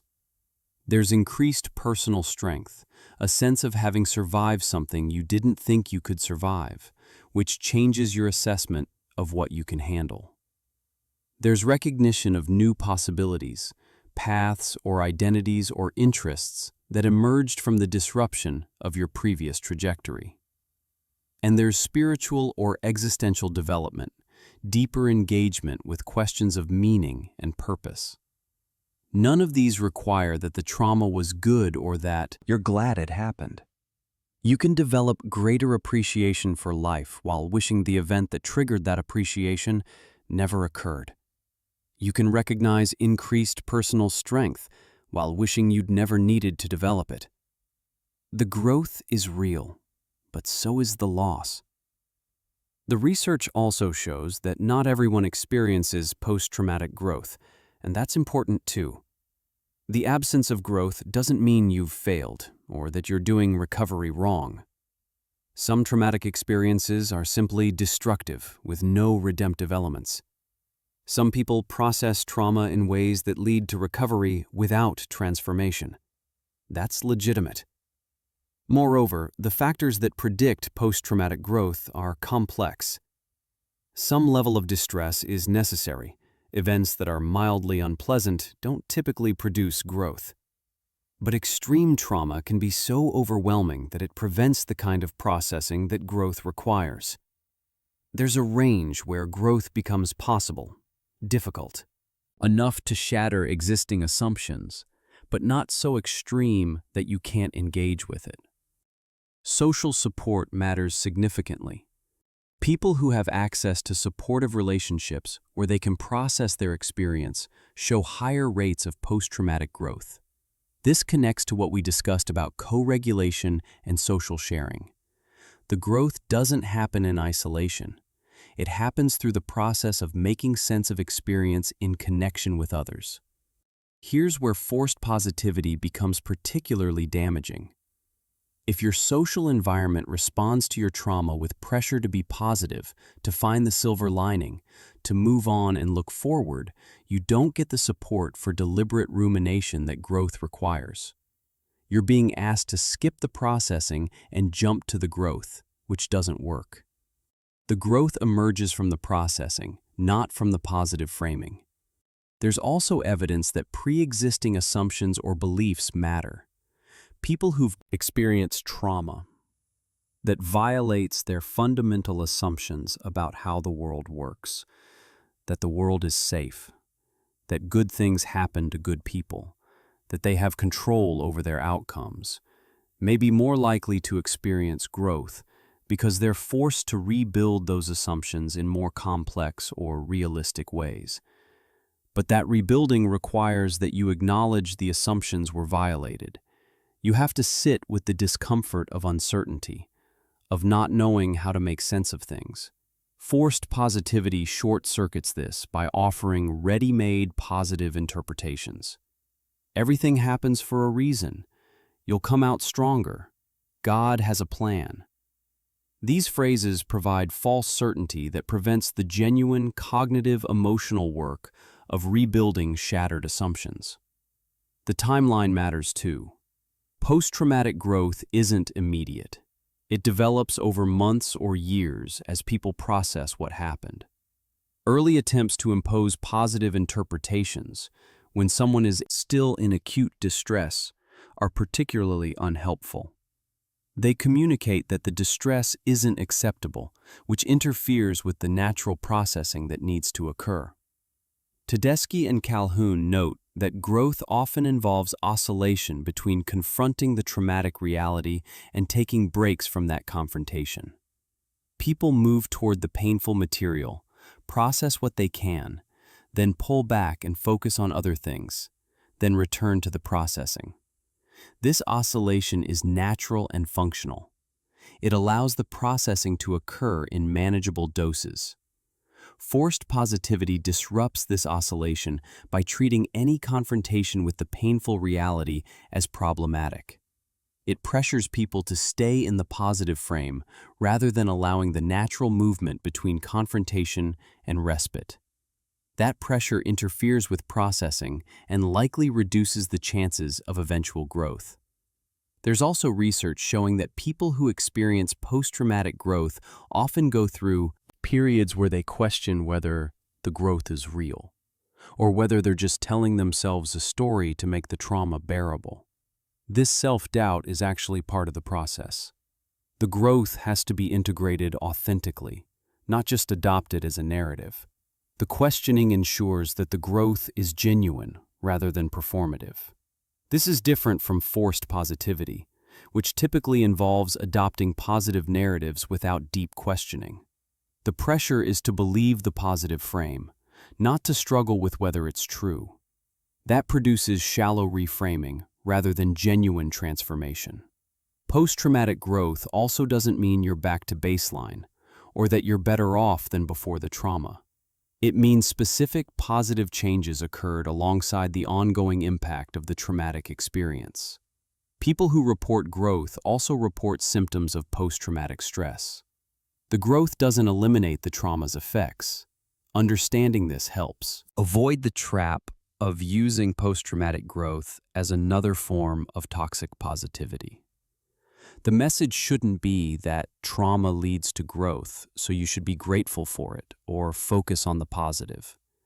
The message is that some people, through difficult processing of genuinely terrible experiences, develop in specific ways that they value, and that development coexists with ongoing pain and loss.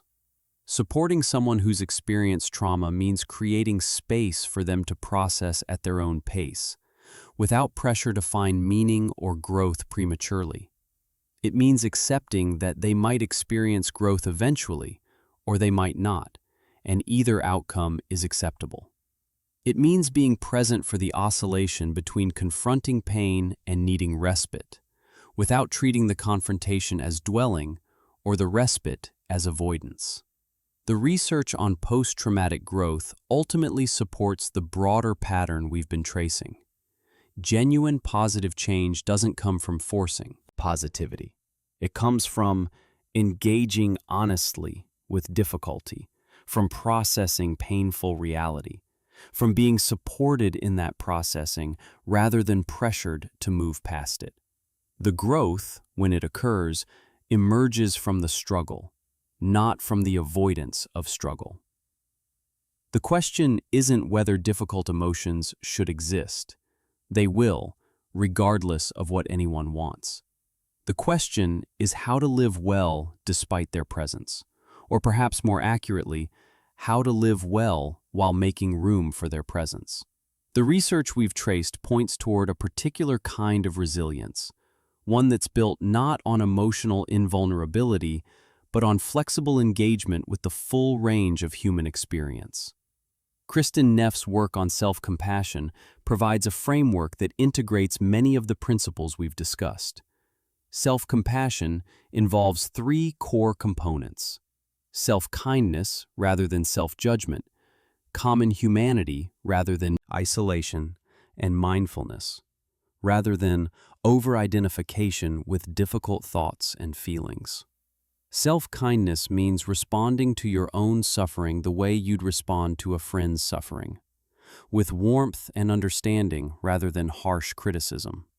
When you make a mistake or face a difficulty, the self-compassionate response isn't to berate yourself or to immediately force positive thinking. It's to acknowledge that this is hard and that you deserve kindness in the midst of difficulty.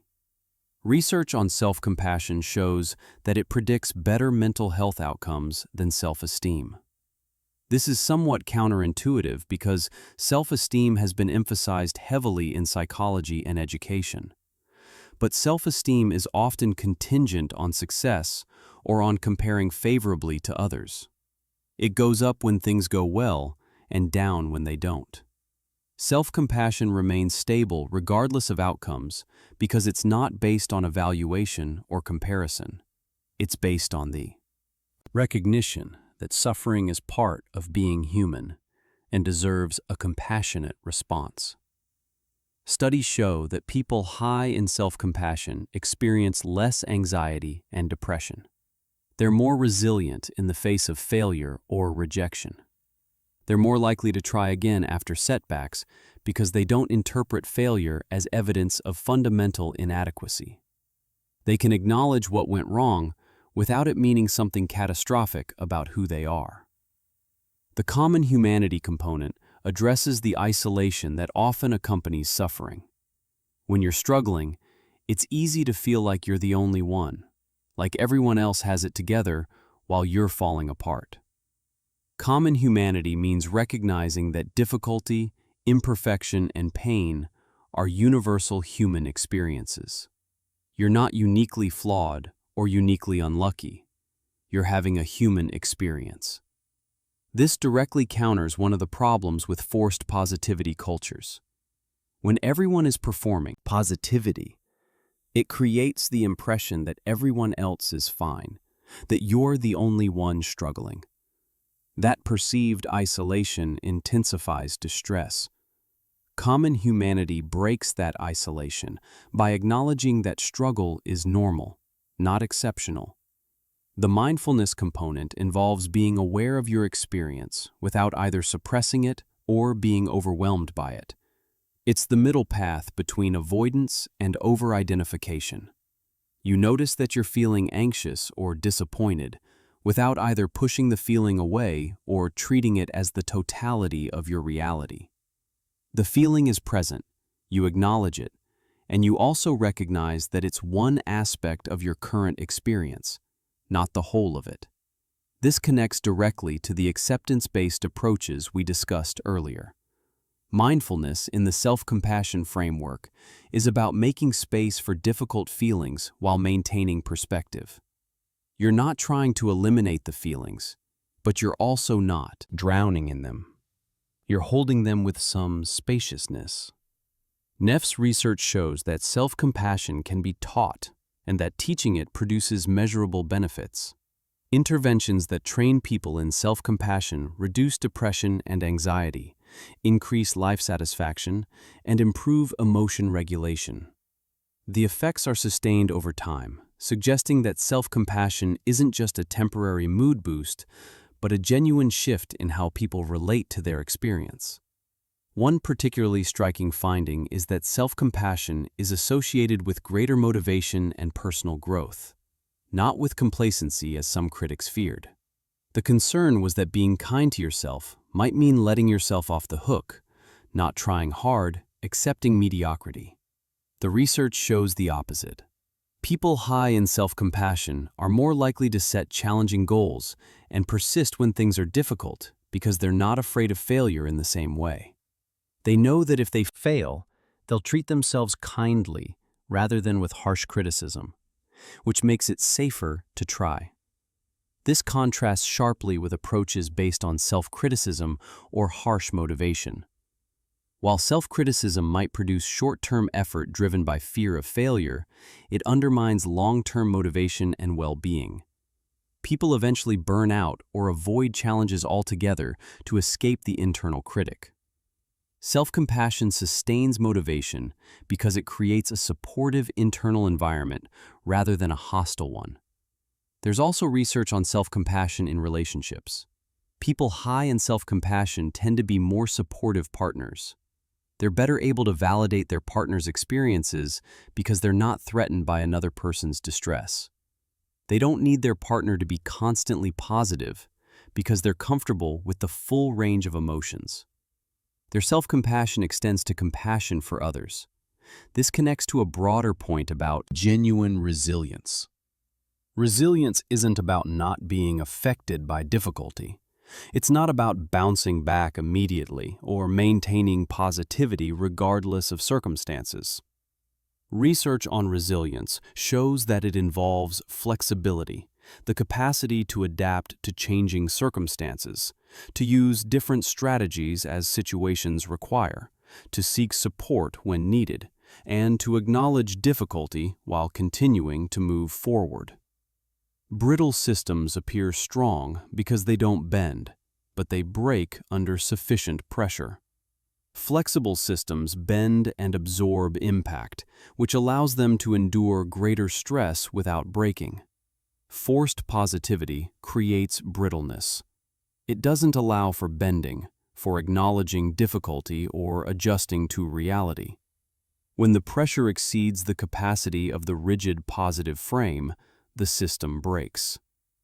Self-compassion and acceptance create flexibility. They allow you to bend, to acknowledge when things are hard, to adjust your expectations or strategies to feel what you feel, while still choosing actions aligned with your values. That flexibility is what allows genuine resilience.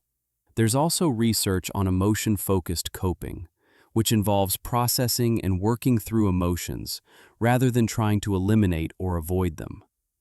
Studies show that emotion-focused coping is particularly effective for situations where you can't change the external circumstances, where the difficulty is something you have to endure rather than solve. In those situations, trying to fix the problem doesn't work because there's nothing to fix. But processing the emotions the situation generates allows you to carry the difficulty more effectively. This is relevant because not all difficulties are problems to be solved. Sometimes things are just hard and will remain hard for a while. Grief after a loss doesn't have a solution. Chronic illness doesn't have a quick fix. Some life circumstances are simply difficult. In those cases, emotion-focused coping, where you allow yourself to feel what you feel and process it with support, is more effective than problem-focused approaches that search futilely for ways to make the difficulty disappear. Forced positivity is essentially an attempt to problem-solve the existence of negative emotions. It treats them as problems that need fixing, rather than as normal responses to difficult circumstances. This misclassifies the situation and leads to ineffective coping attempts. The alternative is to recognize that some situations call for acceptance and emotional processing rather than problem-solving. You accept that this is difficult. You allow yourself to feel the difficulty. You seek support in processing it, and you continue with your life while carrying the difficulty rather than waiting for it to resolve before you can engage. Putting all of this together, genuine resilience and well-being don't come from maintaining constant positivity or from eliminating negative emotions. They come from developing a flexible, compassionate relationship with your full emotional experience. They come from being able to acknowledge difficulty while taking values-based action. They come from having relationships where you can share your genuine experience and receive validation rather than pressure to change. The practices that support this aren't complicated, though they require consistency. Developing emotional granularity by precisely labeling what you feel. Accepting difficult emotions as normal rather than as problems to eliminate. Responding to yourself with kindness when you're struggling. Recognizing that difficulty is part of common humanity rather than a sign of personal failure. Seeking and offering genuine validation rather than reflexive positivity. Choosing actions based on values rather than on emotion avoidance. None of this means you shouldn't experience positive emotions or that you should focus exclusively on difficulty. Positive emotions matter, and they contribute to well-being. But they can't be forced, and they don't need to be constant. They arise naturally when you're engaged in meaningful activity, connected with others, making progress on things you care about. They're byproducts of living well rather than prerequisites for it. The research consistently shows that trying to force positivity backfires. It creates the very problems it's meant to solve, amplifying negative emotions, depleting resources, damaging relationships, and undermining genuine regulation. The alternative, accepting the full range of emotional experience while choosing behavior based on values and responding to yourself and others with compassion, does what forced positivity claims to do, but actually can't.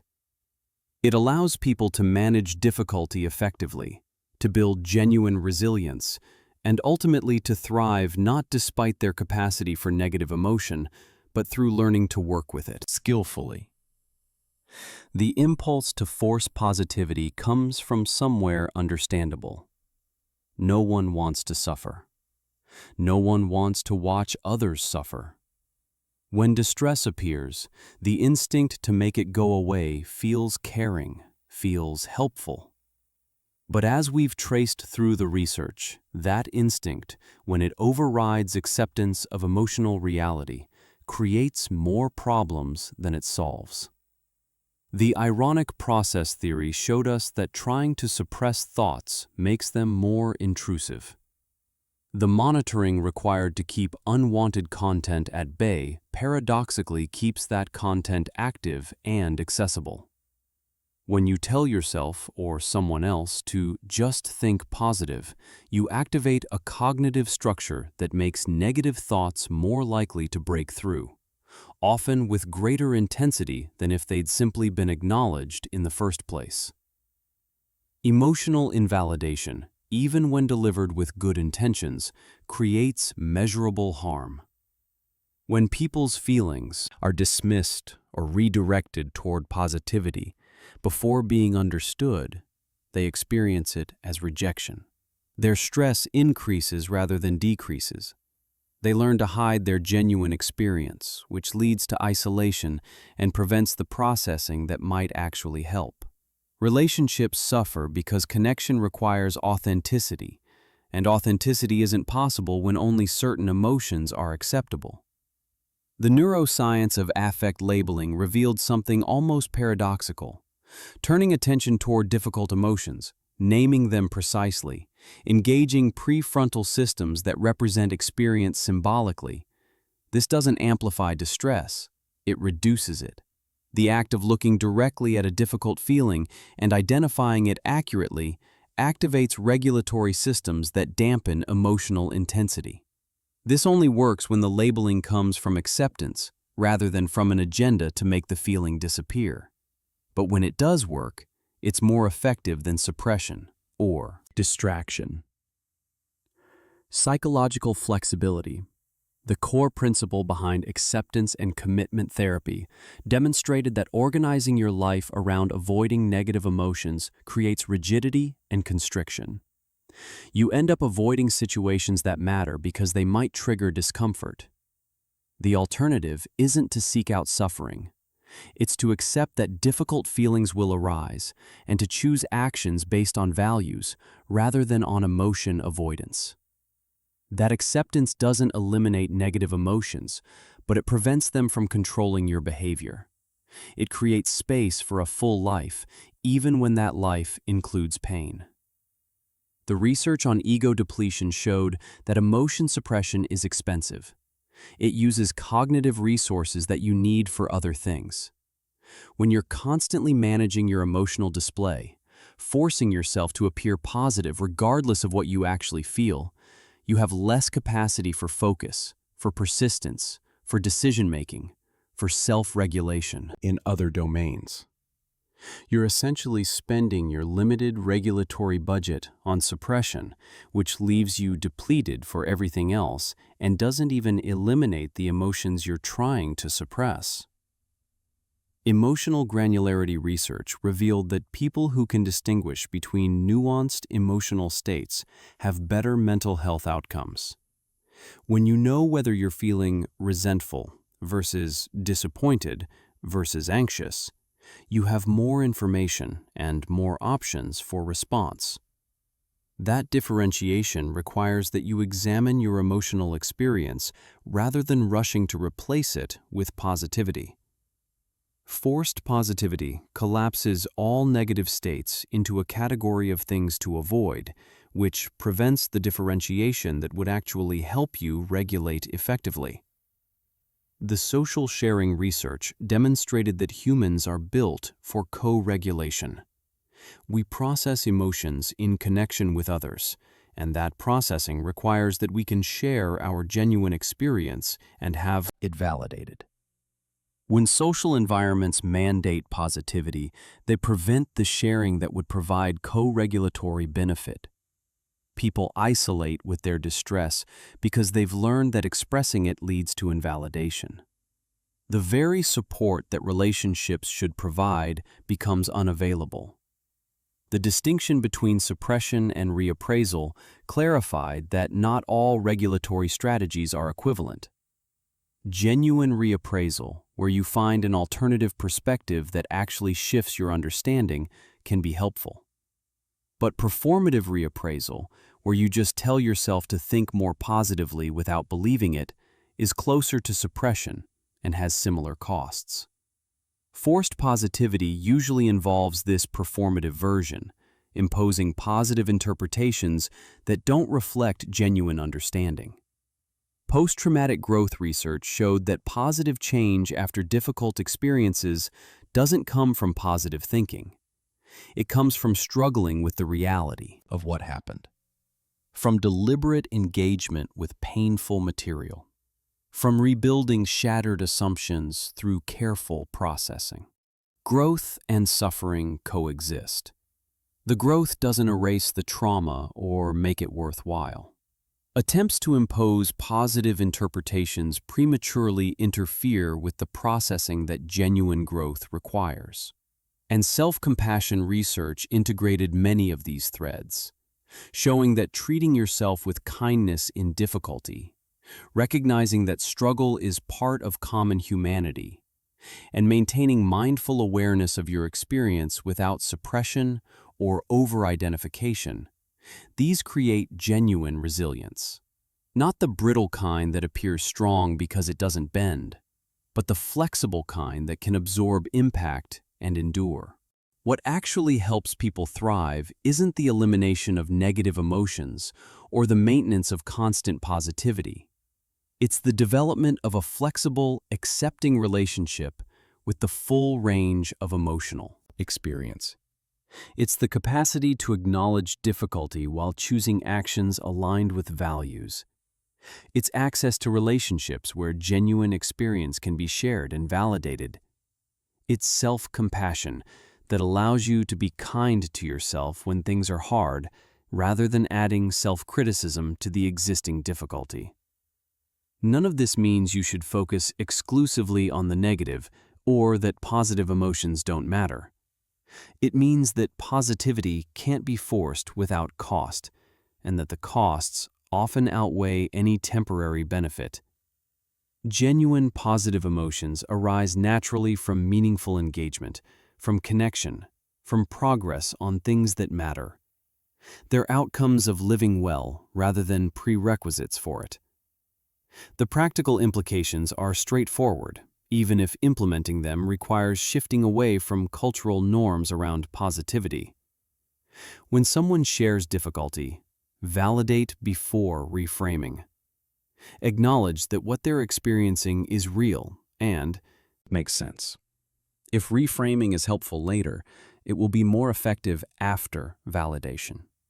When you're struggling, name what you're feeling precisely, rather than trying to think yourself out of it.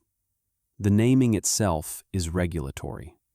Accept that difficult emotions will be present sometimes, and that their presence doesn't mean something is wrong with you. Choose actions based on what matters, rather than on avoiding discomfort. Treat yourself with the kindness you'd offer a friend. Recognize that struggle is universal, not evidence of personal failure. These aren't complicated practices, but they run counter to messages many people absorbed about emotions being problems to solve and positivity being a virtue to maintain, regardless of circumstances. Changing those patterns takes time and often requires support. It means resisting the impulse to make difficult feelings disappear immediately, and instead, allowing them space while you direct your behavior toward what you value. The research is consistent enough to be clear. Forcing positivity backfires. It amplifies the negative emotions it's meant to eliminate, depletes the resources you need for effective living, damages the relationships that should provide support, and prevents the genuine processing that might lead to actual growth or resolution. What helps instead is acceptance, validation, self-compassion, and flexible engagement with reality as it is, rather than as you wish it would be. That's what allows people to navigate difficulty effectively, and to build lives that are meaningful and connected even when, inevitably, those lives include pain. Thank you for exploring this with me. If you found this useful, I appreciate you spending this time thinking through how we actually support ourselves and each other through difficulty. The research here matters because it points toward ways of being with emotion that genuinely help rather than creating additional problems while claiming to solve them.